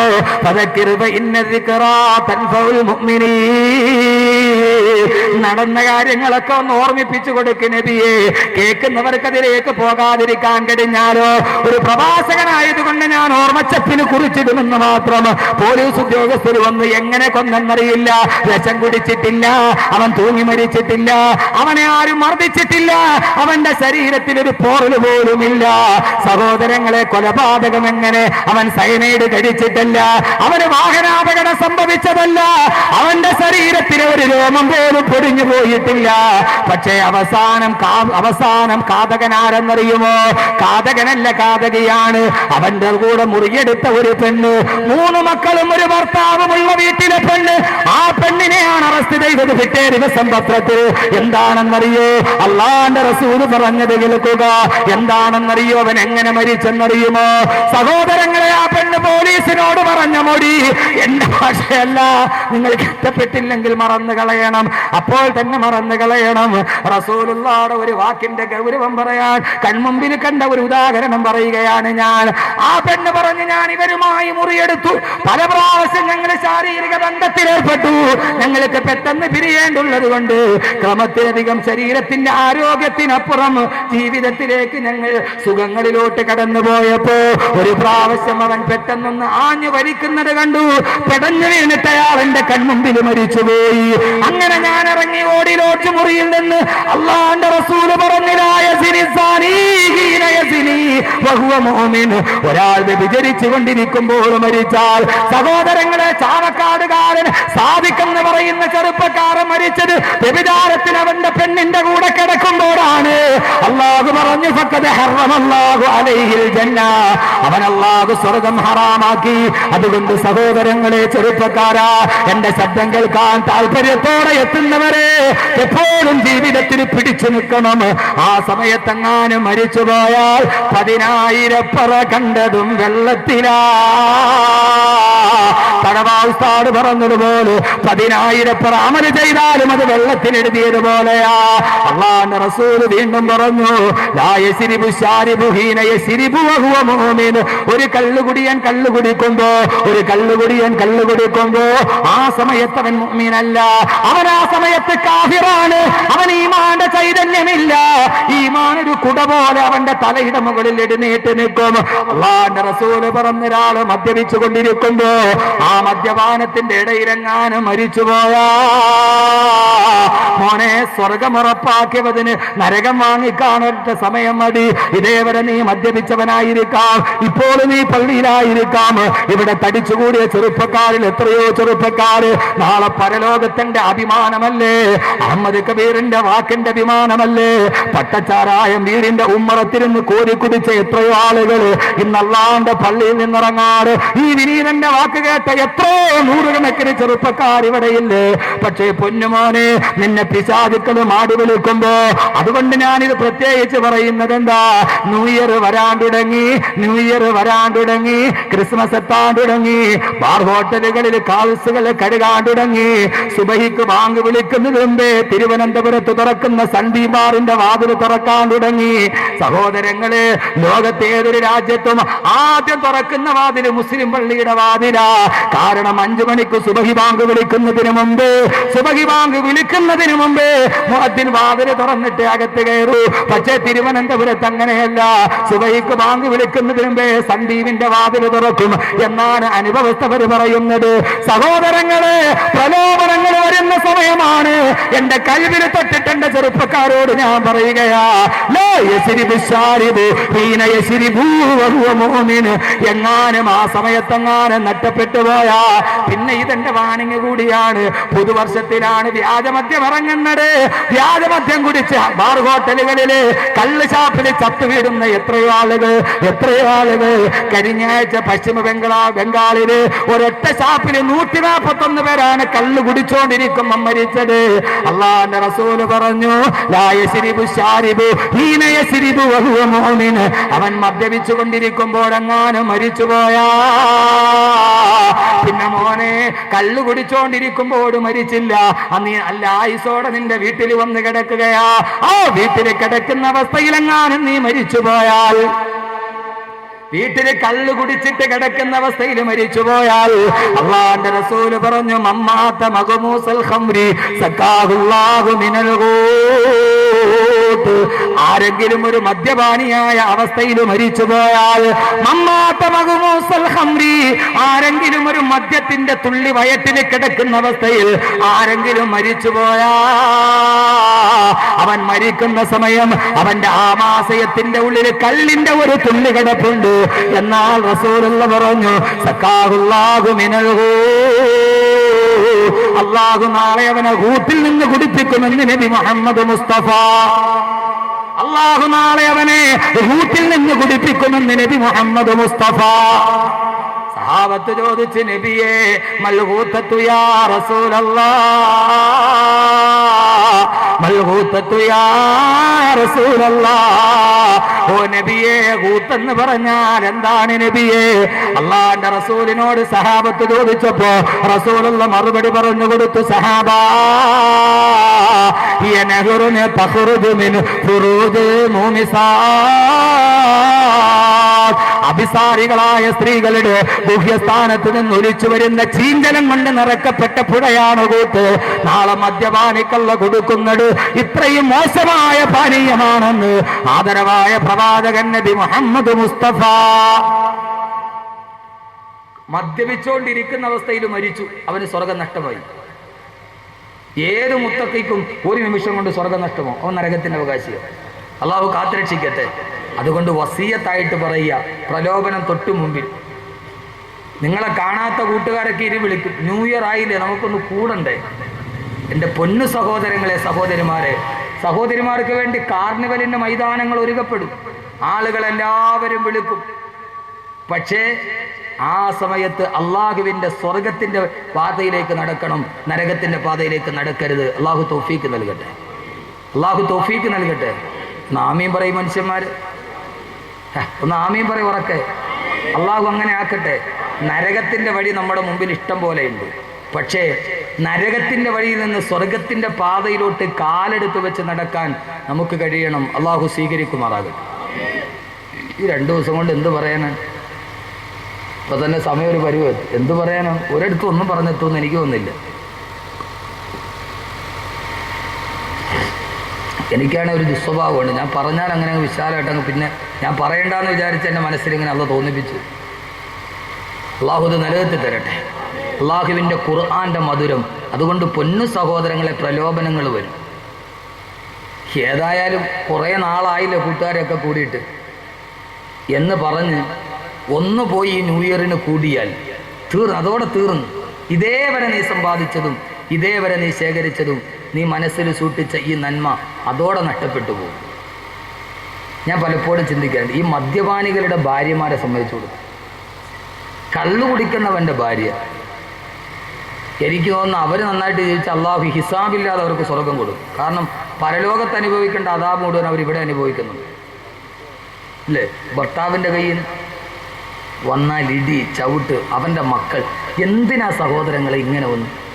മലയാളത്തിലെ നാറാണത്ത് ഭ്രാന്തൻ എന്ന് പറയുന്ന KPSCയുടെ ഒരു നാടകമുണ്ട്, നാറാണത്ത് ഭ്രാന്തൻ. രാവിലെ മുതൽ വൈകുന്നേരം വരെ നാറാണത്ത് ഭ്രാന്തൻ വലിയ ഭാരമുള്ള കല്ല് താടേന്ന് ഉരുട്ടി ഉരുട്ടി ഉരുട്ടി ഉരുട്ടി വേർപ്പൊക്കെ വന്നാലും സഹിച്ച് രാവിലെ മുതൽ ഒരു വലിയ പാറക്കല്ല് ഉരുട്ടി ഉരുട്ടി ഉരുട്ടി പർവ്വതത്തിൻ്റെ മുകളിൽ കയറ്റി. വൈകുന്നേരമാകും, സൂര്യൻ അസ്തമിക്കാറായി, രാവിലെ തുടങ്ങിയ പണിയാണ്. ആ വലിയ പാറക്കല്ല് മലയുടെ മുകളിൽ കയറ്റി കഴിയുമ്പോൾ തിരിഞ്ഞു നിന്നിട്ട് നാറാണത്ത് ഭ്രാന്തൻ എന്ത് ചെയ്യുന്നറിയോ? അത് നേരെ താഴേക്ക് ഉരുട്ടി വിടും. എന്നിട്ട് ആ കല്ല് ഉരുട്ടി വരുന്ന കാണുമ്പോൾ നാറാണത്ത് ഭ്രാന്തൻ കൈവെട്ടിച്ചിരിക്കും. ഇതാണ് നാറാണത്ത് ഭ്രാന്തൻ. ഏതാണ്ട് നാറാണത്ത് ഭ്രാന്തൻ കള്ളുകൂടിയന്മാരാണ്. ഈ നാറാണത്ത് ഭ്രാന്തൻ എന്ന് പറയുന്ന കഥാപാത്രം മദ്യപാനിയാണ്. രാവിലെ മുതൽ വൈകുന്നേരം വരെ ചാലച്ചന്തയിൽ പോയിട്ട് ചുമട് ചുമന്നിട്ടോ അതല്ലെങ്കിൽ കടലിൽ പോയി മീൻ പിടിച്ചിട്ടോ കഷ്ടപ്പെട്ട് പൈസ ഉണ്ടാക്കും. എന്നിട്ട് അത് വെച്ചിട്ട് അവൻ വീട്ടിൽ ചട്ടിയും കലവും പിള്ളേർക്കുള്ള ബുക്കും പുസ്തകവും ഒക്കെ വാങ്ങിച്ചു കൊടുക്കും. വൈകുന്നേരമാകും അതുകൊണ്ട് പോയി കള്ളു കുടിക്കും. അതുകൊണ്ട് നേരെ വീട്ടിൽ വന്ന് ആ ചട്ടിയും കലവും എല്ലാം അടിച്ചു പൊട്ടിക്കും. പിള്ളേരെ നോട്ട്ബുക്ക് വലിച്ചെറിയും. ഭാര്യയുടെ വായിൽ ഇച്ചിരി കമത്തി കൊടുക്കും. ഇവൻ ആരാ? യഥാർത്ഥത്തിൽ ഇവൻ ആരാ? നാറാണത്ത് ഭ്രാന്തൻ. ചെയ്ത അധ്വാനം മുഴുവൻ വൈകുന്നേരം ഇല്ലാതാക്കുന്നത്. എന്തിനാ സഹോദരങ്ങളെ ഇത്? എന്തിനാ ഇത്രയും ശപിക്കപ്പെട്ട ഒന്ന്? അള്ളാഹു നമ്മളെ കാത്തുരക്ഷിക്കട്ടെ. അവസാനം വരെ ഒന്നിനോട് വിട പറഞ്ഞാൽ അങ്ങനെയാകണം. നരകത്തിൻ്റെ പാതയിൽ അള്ളാഹു നമ്മളെ സ്വർഗത്തിലേക്ക് കൊണ്ടുവന്നതാണ്. അള്ളാഹു നരകത്തിൽ നിന്ന് അള്ളാഹു നമ്മളെ മാറ്റിത്തരട്ടെ. അതിനെന്ത് ചെയ്യണം? നരകത്തിലേക്ക് പോകാതിരിക്കാൻ എന്ത് ചെയ്യണം? സ്വർഗം വിലയ്ക്ക് മേടിക്കണം. സ്വർഗം വിലയ്ക്ക് മേടിക്കണം. സ്വർഗത്തിന് വില നിശ്ചയിക്കാൻ പറ്റുമോ? അള്ളാഹുടെ സ്വർഗത്തിന് അള്ള പറഞ്ഞ സ്വർഗം വിലയ്ക്ക് മേടിക്കണമെന്നാണ്. നരകത്തിൻ്റെ ഭാഗത്തേക്ക് ചെയ്യാതിരിക്കണമെങ്കിൽ എന്ത് ചെയ്യണം?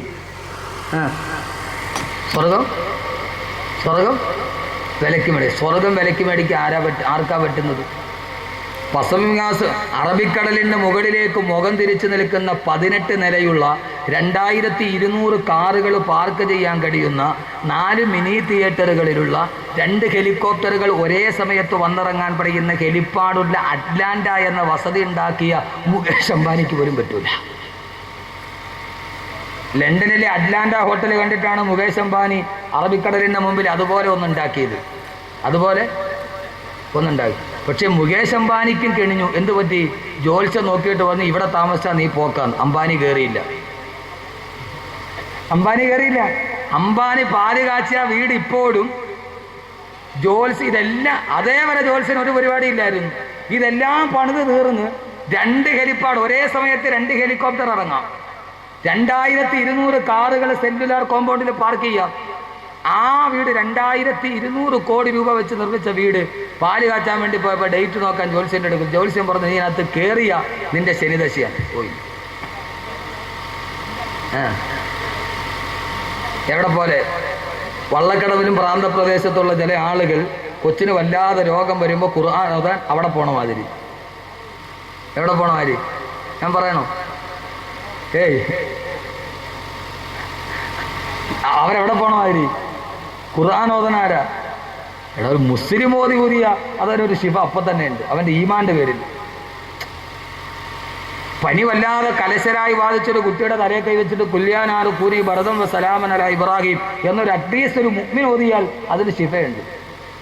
ഇത്ര വിവരം കെട്ടവരായി പോയി. എൻ്റെ പൊന്നു സഹോദരങ്ങളെ, ലോകത്തെല്ലാം അങ്ങനെയാണ്. എന്നാൽ ഇത് ഞാൻ ഈ അടുത്ത സമയത്ത് ഇവിടെ തിരുവനന്തപുരത്തിനടുത്തൊരു ഒരു ഡോക്ടറെ കാണാൻ പോയി. അപ്പോൾ എൻ്റെ ഒരു അലർജിക്ക് മരുന്ന് മേടിക്കാൻ വേണ്ടി പോയി, ഒരു ഹോമിയോ ഡോക്ടർ. അപ്പോൾ അദ്ദേഹം ഒരു പുതിയ ഹെർബൽ ഓയിൽ രംഗത്തിറക്കിയിട്ടുണ്ട്. അതിൻ്റെ ഏറ്റവും വലിയ ഗുണമേന്മ എന്താണെന്നറിയോ? അത് തേച്ചാൽ കഷണ്ടി മാറും. കഷണ്ടി ഉണ്ടാവില്ല. കഷണ്ടി ഉള്ളവർക്ക് മുടി പോയി. ഞാൻ ഡോക്ടറുടെ മുറിയിൽ കയറി. ഇയാൾക്ക് 2 ഇയർഫോൺ വെച്ചിട്ടുണ്ട്. ഫോൺ ഇങ്ങനെ വന്നുകൊണ്ടേ ഇരിക്കുക. ഡോക്ടർ, ഞങ്ങളുടെ ഡോക്ടറിന് മരുന്ന് മേടിച്ചു, ഞങ്ങളുടെ കഷണ്ടി മാറുമോ? 99% മാറും. 1% ദൈവത്തിനുണ്ട്.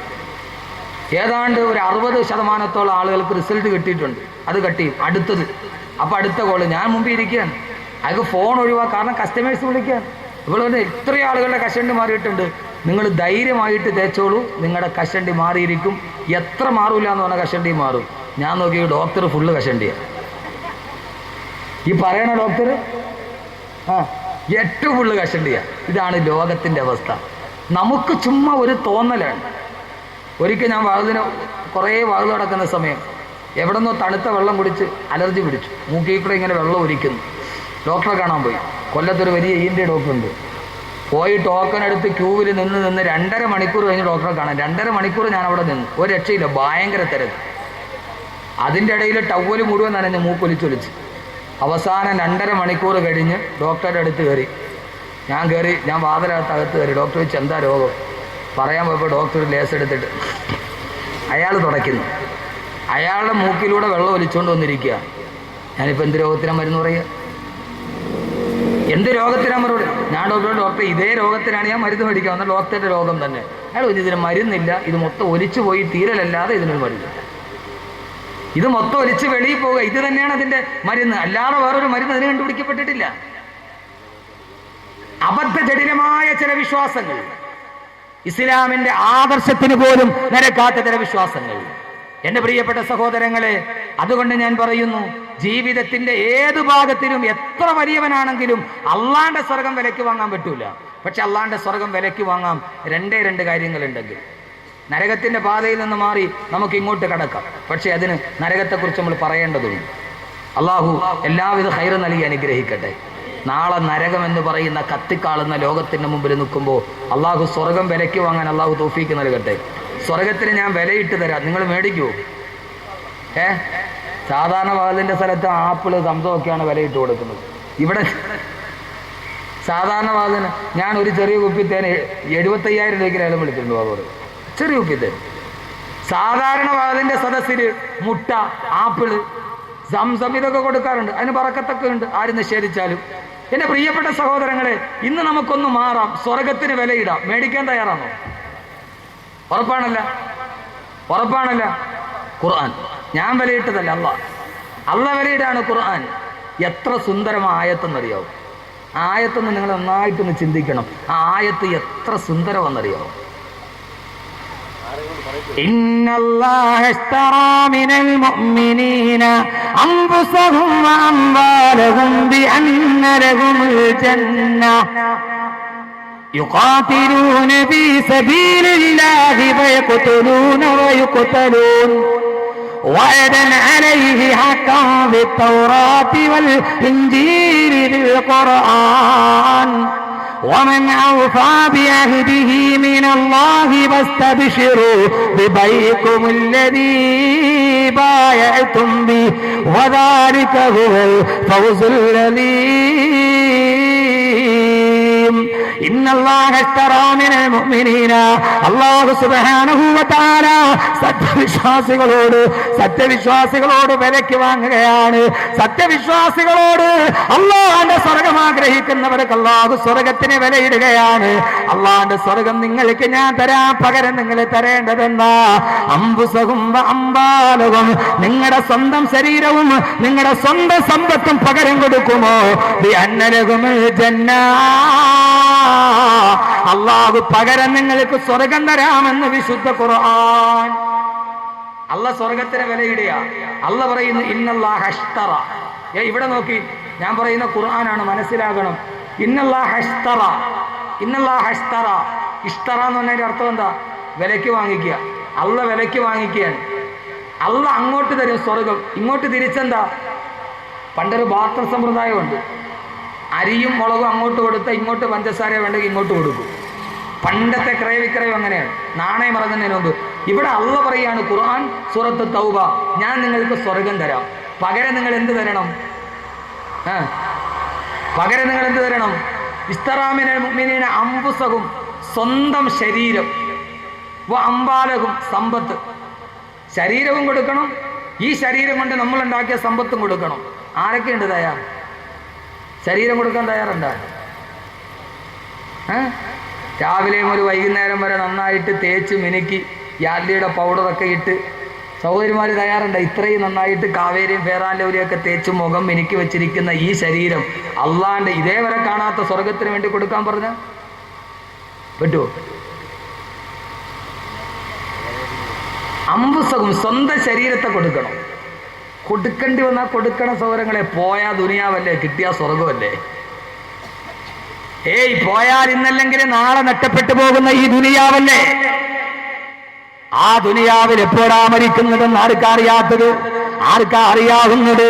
സ്വപ്നങ്ങളെല്ലാം തകർത്തുകൊണ്ട് ലോകത്തിൽ നിന്ന് ജീവിതം പോകുമ്പോ ഈ ശരീരമാണ് കൊടുക്കേണ്ടി വന്നാൽ കൊടുക്കണം, അതിന് പകരം വെക്കാൻ വേറെന്താവുള്ളത്? ഈ ദുനിയാവ് നഷ്ടപ്പെടുന്നതല്ലേ, സ്വപ്നങ്ങളെല്ലാം തകർന്ന് ചാമ്പാരമാകുന്നതല്ലേ, കൂമ്പാരമാകുന്നതല്ലേ. നിൽക്കടിച്ചിടേ ചോദ്യം,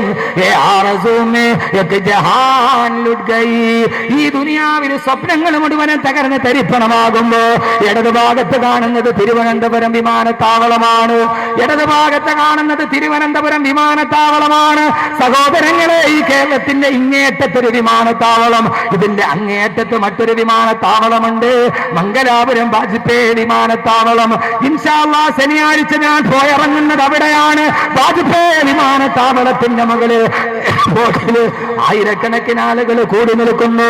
അങ്ങകലെ ദുബൈയിൽ നിന്ന് വരുന്നത് എന്റെ പ്രിയപ്പെട്ട ഉപ്പയെ കാണാൻ, തന്റെ മകനെ കാണാൻ. എന്റെ സഹോദരങ്ങളെ, വാജ്പേയി വിമാനത്താവളത്തിന്റെ മുകളിൽ നൂറുകണക്കിന് ആളുകൾ കാത്തു നിൽക്കുകയാണ്. ദുബൈയിൽ നിന്ന് വിമാനം പൊങ്ങിയുയർന്നു മംഗലാപുരം വാജ്പേയി വിമാനത്താവളത്തിലേക്ക് മക്കള് കാത്തു നിൽക്കുന്നു. 5 വർഷമായി കടന്നുപോയ ഉപ്പയെ കാത്ത്, ഉമ്മയെ കാത്ത്, വാപ്പയെ കാത്ത്, കൺമണികളെ കാത്തു നിൽക്കുകയാണ്. സഹോദരങ്ങളെ, വാജ്പേയി വിമാനത്താവളത്തിന്റെ മംഗലാപുരം വിമാനാപകടം നടക്കുമ്പോ എയർപോർട്ട് കണ്ടപ്പോൾ എനിക്ക് പെട്ടെന്ന് ഓർമ്മ വന്നതാണ്, പറയണമെന്ന് കരുതിയതല്ല. ഈ എയർപോർട്ടിന്റെ കത്തിക്കിളക്കുന്ന അഞ്ഞവിളക്ക് കാണുമ്പോ വാജ്പേയി വിമാനത്താവളത്തിൽ 6 വയസ്സുള്ള വാജ്പേയി വിമാനത്താവളത്തിൽ 6 വയസ്സുള്ള മോൻ കാത്തു നിൽക്കുന്നു. വാപ്പ ഇതേവരെ ആ മകനെ കണ്ടിട്ടില്ല. ഉമ്മ പ്രസവിച്ചത് വാപ്പ പോയി 3 മാസത്തിന് ശേഷം. കൺമണിയെ കണ്ടിട്ടില്ല. 6 വയസ്സുള്ള മോൻ ഇതേവരെ കാണാത്ത വാപ്പയെ കാത്തു നിൽക്കുന്നു. അതല്ല ഏറ്റവും വലിയ പ്രശ്നം. എന്റെ പ്രിയപ്പെട്ട സഹോദരങ്ങളെ, 21 വയസ്സുള്ള ഒരു ചെറുപ്പക്കാരൻ അവൻ കാത്തു നിൽക്കുകയാണ് തന്റെ വാപ്പയെ. 21 വയസ്സിന്റെ ഇടയിൽ അവൻ അവന്റെ വാപ്പയെ കണ്ടിട്ടില്ല, അവന്റെ ഉപ്പയെ കണ്ടിട്ടില്ല. അവന്റെ ഉപ്പയുടെ മുഖം എന്തെന്നറിയില്ല. ഉമ്മ പറഞ്ഞു നല്ല വെളുത്ത മുഖമുള്ള ഉപ്പ, കട്ടിമീശയുള്ള ഉപ്പ, കാണാൻ സുന്ദരനായ ഉപ്പ. 21 വർഷക്കാലമായി ആ പൊന്നുമോൻ തന്റെ ഉപ്പയെ കണ്ടിട്ടില്ല.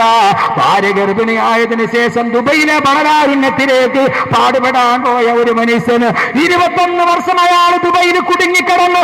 അയാൾക്ക് വരാൻ കഴിഞ്ഞില്ല. 21 വർഷത്തിന് ശേഷമാണ് വിസ ശരിയാക്കി വരുന്നത്. സഹോദരങ്ങളെ, അറബിയുടെ ഒട്ടകങ്ങളെ മേച്ച് നടന്ന ജീവിതത്തിന്റെ യാതനകൾ കടന്നുപോയ മനുഷ്യന് ഗൾഫ് മലയാളികളുടെ ജീവിതം ഘട്ടമാണ്, പ്രവാസികളുടെ ജീവിതം ഘട്ടമാണ്. അത് അടുത്തറിയാത്തത് കൊണ്ടാണ് പലപ്പോഴും നമ്മൾ അവർക്കെതിരെ നന്ദികേട് കാണിക്കാറുണ്ട്. അള്ളാഹു ഗൾഫിൽ കെട്ടപ്പെടുന്ന ധാരാളം ആളുകൾ ഈ നാട്ടുകാരുണ്ട്. എപ്പോഴും എന്നെ ഫോണിൽ വിളിക്കുന്ന എത്രയോ സഹോദരങ്ങൾ. അവരെ അള്ളാഹു കാത്തുരക്ഷിക്കട്ടെ. 21 വയസ്സായ മകൻ ഉപ്പയെയും കാത്തിരിക്കുമ്പോ 21 വയസ്സായ തന്റെ മകനെ കാണാൻ വാപ്പ കാത്തിരിക്കുന്നു. ശൂന്യാകാശത്തിന്റെ വിമാനത്ത് മകൻ കാത്തു നിൽക്കുന്ന എയർപോർട്ടിന്റെ മുറ്റത്ത് വാജ്പേയി വിമാനത്താവളത്തിന്റെ റൺവേയുടെ തൊട്ടുമുകളിൽ വിമാനമെത്തി. എല്ലാവരും താടക്കന്ന് മംഗലാപുരം വാജ്പേയി വിമാനത്താവളം. പക്ഷേ സഹോദരങ്ങളെ റൺവേ കാണുമ്പോൾ ആ ഉപ്പയുടെ മനസ്സ് തുടികൊട്ടുകയല്ലേ. എന്റെ 21 വർഷം കഴിഞ്ഞ് എന്റെ നാട് കാണാൻ പോകുന്നു, എന്റെ ഭാര്യയെ കാണുന്നു, എന്റെ കൺമണിയുടെ മുഖം കാണാൻ പോകുന്നു. പക്ഷേ വാജ്പേയി വിമാനത്താവളത്തിന്റെ റൺവേയുടെ തൊട്ടുമുകളിലെത്തുമ്പോ പെട്ടെന്ന് എവിടെയോ ഒരു അഗ്നിസ്ഫുലിംഗം ചിതറുന്നത് പോലെ, എവിടെയോ ഒരു തീപിടുത്തം പോലെ കത്തിക്കരിഞ്ഞ് ചാമ്പലായി, ഒരു മനുഷ്യൻ പോലും ഇല്ലാതെ കത്തിക്കരിഞ്ഞ് ചാമ്പലാകുമ്പോ, ശൂന്യാകാശത്തിലൊരു വിമാനം കത്തിയെറിയുമ്പോ 21 വർഷമായിട്ട് കാണാത്ത വാപ്പ ആകാശത്തൊരു കരിക്കട്ടയായിട്ട് ചെറുന്ന് വീടുമ്പോ അപ്പുറം നിൽക്കുന്ന മകൻ അറിയുന്നില്ല തന്റെ വാപ്പ കത്തിക്കരിയുകയാണെന്ന്. വാപ്പയെയും കാത്തിരിക്കുന്ന ഓമന മകനറിയുന്നില്ല തന്റെ വാപ്പ അവിടെ കിടന്ന് കത്തിക്കരിയുകയാണെന്ന്. കുറെ നേരം കഴിഞ്ഞ് ഓടിച്ചെല്ലുമ്പോ അവരെല്ലാവരും കാണുന്നത് നല്ല വെളുവെളുത്ത മുഖമുള്ള കട്ടിമീശയുള്ള ഉപ്പ എന്ന് പരിചയപ്പെടുത്തി കൊടുത്ത ഉമ്മ പറഞ്ഞ ഉപ്പയെ കാണാൻ പോകുമ്പോൾ കാണുന്നത് കത്തിക്കരിഞ്ഞ ഒരു കരിക്കട്ട മാത്രമാണ്. ഈ ജീവിതം വല്ലാതെ ക്ഷണികമാണ് സഹോദര, ഈ ദുനിയാവ് വല്ലാത്ത ക്ഷണികമാണ്. എല്ലാ കൊട്ടാരങ്ങളും കെട്ടിപ്പൊക്കുമ്പോ എല്ലാം തകർന്ന് തരിപ്പണമാകുന്ന ഈ യാത്ര, നാം തുടങ്ങിയ ഈ ജീവിതയാത്ര ഏറ്റവും ക്ഷണികമാണെന്ന് തിരിച്ചറിയാൻ കഴിയണം. പാന്തർപെരുവഴി അമ്പലം തന്നിലെ താന്തരായി കൂടി വിയോഗം വരും പോലെ, എവിടെയോ ഒരുമിച്ച് കൂടിയിട്ട് പിറ്റേ ദിവസം രാത്രിയിലെ വിട പറയുന്ന രണ്ട് അന്വേഷകരെ പോലെ, രണ്ട് സഞ്ചാരികളെ പോലെയാണ് ലോകം. അവിടെയാണ് അല്ലാഹു പറയുന്നത്, ഈ ദുനിയാവിന് വേണ്ടി ജീവിക്കുന്നത് എന്തിനാ, ഈ ദുനിയാവിന് വേണ്ടി അവസാനിപ്പിക്കുന്നത് എന്തിനാ? നിങ്ങളുടെ ശരീരം എനിക്ക് തന്നുകൂടെ, ഞാൻ നിങ്ങൾക്ക് പകരം സ്വർഗം തരാം. അതുകൊണ്ടാണ് മണിയറയിൽ കിടന്ന സഹാബി പോലും ഓടിപ്പോയത്. അള്ളാന്റെ സ്വർഗത്തിന് വേണ്ടി, അള്ളാന്റെ സ്വർഗത്തിന് വേണ്ടി മണിയറയിലെ സഹാബി പോലും മണിയറയുടെ പട്ടുമെത്തയോട് വിരസത പറഞ്ഞത് അള്ളാന്റെ സ്വർഗത്തിന് വേണ്ടിയാണ്, അള്ളാന്റെ സ്വർഗത്തിന് വേണ്ടിയാണ്, അള്ളാന്റെ സ്വർഗത്തിന് വേണ്ടിയാണ്. അള്ളാഹുവിന്റെ പ്രവാചകന്റെ പ്രിയപ്പെട്ട മൂത്താപ്പ ബഹുമാനപ്പെട്ട ഹംസത്തുൽ കറാർ റളിയല്ലാഹു അൻഹു കുടൽമാലകൾ പിച്ച് ചീന്തപ്പെട്ടത് സ്വർഗത്തിന് വേണ്ടിയാണ്. ഞങ്ങൾക്ക് നഷ്ടപ്പെട്ടാൽ എന്താ സഹോദരങ്ങളെ? അള്ളാന്റെ റസൂൽ യുദ്ധത്തിന് വേണ്ടി സഹാബത്തിനെ തിരഞ്ഞെടുക്കുമ്പോ റസൂലുള്ളാഹിയുടെ അടുക്കലേക്ക് വികലാംഗനായ ഒരു സഹാബി കടന്നു വരുന്നു. രണ്ട് കാലുകൊണ്ട് കഴിയാത്തവൻ, രണ്ട് കാലുകൊണ്ട് കഴിയാത്തവൻ, രണ്ട് കൈ കൊണ്ട് കഴിയാത്തത് ഒന്നര കയ്യൻ ചെയ്യുന്ന കാലത്തെ കുറിച്ചല്ല. രണ്ട് കാലുള്ളവന് ചെയ്യാൻ കഴിയാത്തത് ഒന്നര കാലം ചെയ്യുന്ന കഥ നിങ്ങളെ കേൾക്കുക എന്റെ പ്രിയപ്പെട്ട സഹോദരങ്ങളെ. രണ്ട് കൈയുള്ളവന് ചെയ്യാൻ കഴിയാത്തത് ഒന്നര കയ്യൻ ചെന്നിട്ടുണ്ട്. പട്ടാപ്പകല് സഞ്ചരിച്ചു പോകുന്ന റെയിൽവേ കമ്പാർട്ട്മെന്റിൽ സ്വീകരിച്ച് നടന്നു പോകുന്ന ഒരു പാവപ്പെട്ട പെണ്ണിന് റെയിൽവേ കമ്പാർട്ട്മെന്റിൽ പട്ടാപ്പ പട്ടാപ്പകല് വെളിച്ചത്തിൽ കടന്നു പിടിച്ച് അവളെ റെയിൽവേ ട്രാക്കിലേക്ക് വലിച്ചെറിഞ്ഞ് റെയിൽവേ ട്രാക്കിൽ മാനഭംഗം ചെയ്ത് ആ പെണ്ണിനെ വലിച്ചെറിഞ്ഞത് 1.5 കയ്യന്റെ കാലം. 2 കൈയുള്ളവന് ചെയ്യാൻ കഴിയാത്തത് 1.5 കയ്യൻ ചെയ്തു. പട്ടാപ്പകലൊരു പാവപ്പെട്ട പെണ്ണിനെ റെയിൽവേ ട്രാക്കിൽ പീഡിപ്പിച്ചു വലിച്ചെറിഞ്ഞു. ആ ശപിക്കപ്പെട്ട ലോകത്തെ നമുക്ക് തിരിച്ചറിയാൻ കഴിയൂ. ആ ലോകമാണ് നടക്കുന്നത്, ആ ലോകമാണ് നടക്കുന്നത് ഗോവിന്ദസ്വാമിയുടെ ലോകം. ഞാൻ പറയുന്നത് വേറൊരു ചരിത്രമാണ്. കടികാരത്തിന്റെ സൂചി പുറകോട്ട് നടക്കട്ടെ. 2 കാല് കൊണ്ട് നേടാത്തത് 1.5 കാലം നേടിയ ചരിത്രം. അള്ളാന്റെ റസൂലിന്റെ അടുക്കലേക്ക് തളർച്ച ബാധിച്ച കാലും പിടിച്ചുകൊണ്ട് ഏങ്ങി വരുന്നൊരു സഹാബി അംറു ബിനുൽ ജമൂഹ് റളിയല്ലാഹു അൻഹു അള്ളാന്റെ റസൂലിനോട് പറഞ്ഞു, യാ റസൂലല്ലാഹ്, യാ റസൂലല്ലാഹ്, ഓ നബിയെ, എനിക്കും യുദ്ധത്തിന് വരണം, എനിക്കും യുദ്ധപ്പറമ്പിൽ ശഹീദാകണം, എനിക്കും സ്വർഗത്തിലേക്ക് പോകണം. അംറേ, വേണ്ട വേണ്ട, നിന്റെ ഒരു കാല് സ്വാധീനമില്ലാത്ത കാലല്ലേ, ഒരു കാലിന് നിനക്ക് തളർച്ച ബാധിച്ചതല്ലേ, പറയല്ല നബിയേ, പറയല്ല നബിയേ. എല്ലാവരും 2 കാല് വെച്ച് സ്വർഗത്തിലേക്ക് ഓടിച്ചെല്ലുമ്പോ ഈ അംറു ബിനുൽ ജമൂഹ് 1.5 കാലും വെച്ച് ആ സ്വർഗത്തിലേക്കൊന്ന് പ്രാഞ്ചിയെങ്കിലും നടന്നു പോകണ്ട നബിയേ, നടന്നു പോകണ്ട നബിയേ. എല്ലാവരും 2 കാലിലോടുമ്പോ 1.5 കാലിന് ഓട്ടത്തിന് പുറകിലാകും. മത്സരം ഇവിടെയാണ് വേണ്ടത്, നരകത്തിന്റെ വടിയിലേക്ക് സഞ്ചരിക്കാനല്ല. നബിയെ, 1.5 കാലിന് ഏന്തിയെങ്കിലും എനിക്ക് പോകണ്ട നബിയെ. അള്ളാന്റെ റസൂല് പറഞ്ഞു, വേണ്ട അംറേ, ലൈസ അലൽ അഅമാ ഹറജും വലാ അലൽ അഅറജി ഹറജ് വലാ അലൽ മരീദി ഹറജ്.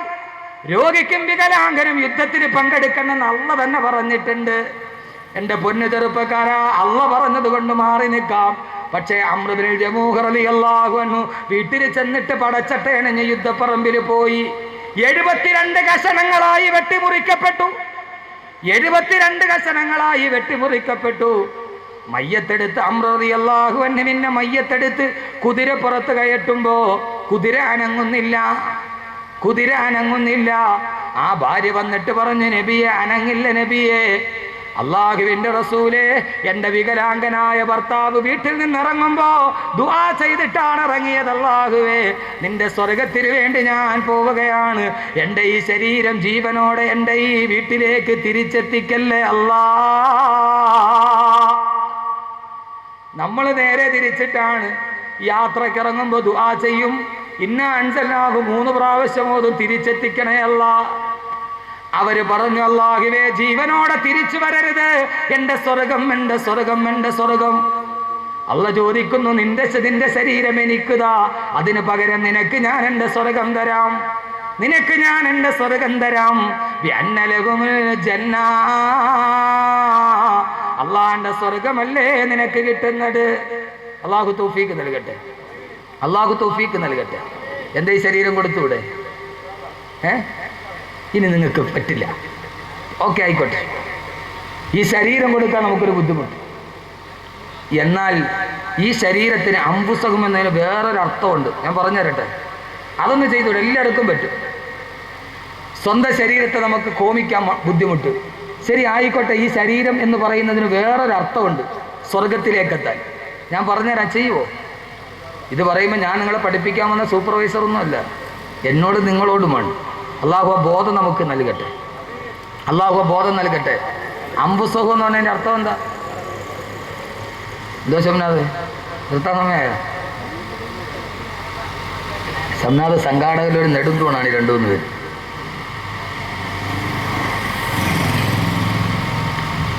അല്ല, നീ ഇങ്ങനെ നെഞ്ചും പിരിച്ചു വന്നപ്പോൾ എനിക്കൊരു പേടി, വള്ളക്കട വല്ലേ സ്ഥലം, അങ്ങനെ പലരും പേടി. പക്ഷെ വള്ളക്കട വന്ന നല്ല ഒരു പറ്റം ജനങ്ങൾ, സ്നേഹമുള്ള ഒരു ജനങ്ങൾ, അവരോട് നല്ല രീതിയിൽ പറഞ്ഞു കൊടുത്താൽ ഇസ്ലാമിനെ ഏറ്റെടുക്കാൻ പാകമുള്ളൊരു ജനത കഴിയും, എല്ലാം കഴിയുന്നൊരു ജനത. പക്ഷെ എന്തുകൊണ്ടാണ് ഈ ആളുകൾ ഇങ്ങനെ വെളിയിൽ ഇങ്ങനെ പറയുന്നതെന്ന് എനിക്ക് മനസ്സിലാകുന്നില്ല. ഒരു വിഭാഗം ആളുകൾ ഉണ്ടാവാം, അത് ലോകത്തില്ലാത്ത എവിടെയുള്ള. അള്ളാന്റെ റസൂല് ജീവിച്ച മക്കയിലല്ല അബൂജഹലും ജീവിച്ചത്, അള്ളാന്റെ റസൂല് ജനിച്ച മക്കയിലല്ല അബൂജഹലും ജനിച്ചത്. എല്ലാവരും ഒരേപോലെ ആവോ? ഒരിടത്ത് നബിതങ്ങളുണ്ട്, മറുഭാഗത്ത് അബൂജഹലുണ്ടാവും. അത് മക്കയുടെ ചരിത്രം അതല്ലേ. പിന്നെന്തിനാ നമ്മളൊരു നാടിന് അവിടെ 4 നൊട്ടോറിയസ് ക്രിമിനലുകൾ ഉണ്ടെങ്കിൽ അവിടെ പോക്കാന്ന് നമ്മൾ വിലയിരുത്തുന്ന എന്തിനാ? ആ നാട് നന്മയുടെ നാടാണ്. അള്ളാഹു ഏറ്റവും നല്ല നന്മ വിളയിക്കുന്നത് അങ്ങനത്തെ നാട്ടിലാണ്. അവിടെ വേണം വഅള് പറയാൻ. അള്ളാഹു തൗഫീക്ക് നൽകട്ടെ, ഈ വഅള് അള്ളാഹു അങ്ങനെ ആക്കട്ടെ. ഈ വാൾ അങ്ങനെ ആക്കട്ടെ. അങ്ങനെ ആക്കാനുള്ള ഒരു സാഹചര്യം നമ്മുടെ മുമ്പിലുണ്ട്. അങ്ങനെ ആക്കാനുള്ള ഒരു സാഹചര്യം നമ്മുടെ മുമ്പിലുണ്ട്. അള്ളാഹു തൗഫീക്ക് നൽകട്ടെ. അള്ളാഹു തൗഫീക്ക് നൽകട്ടെ.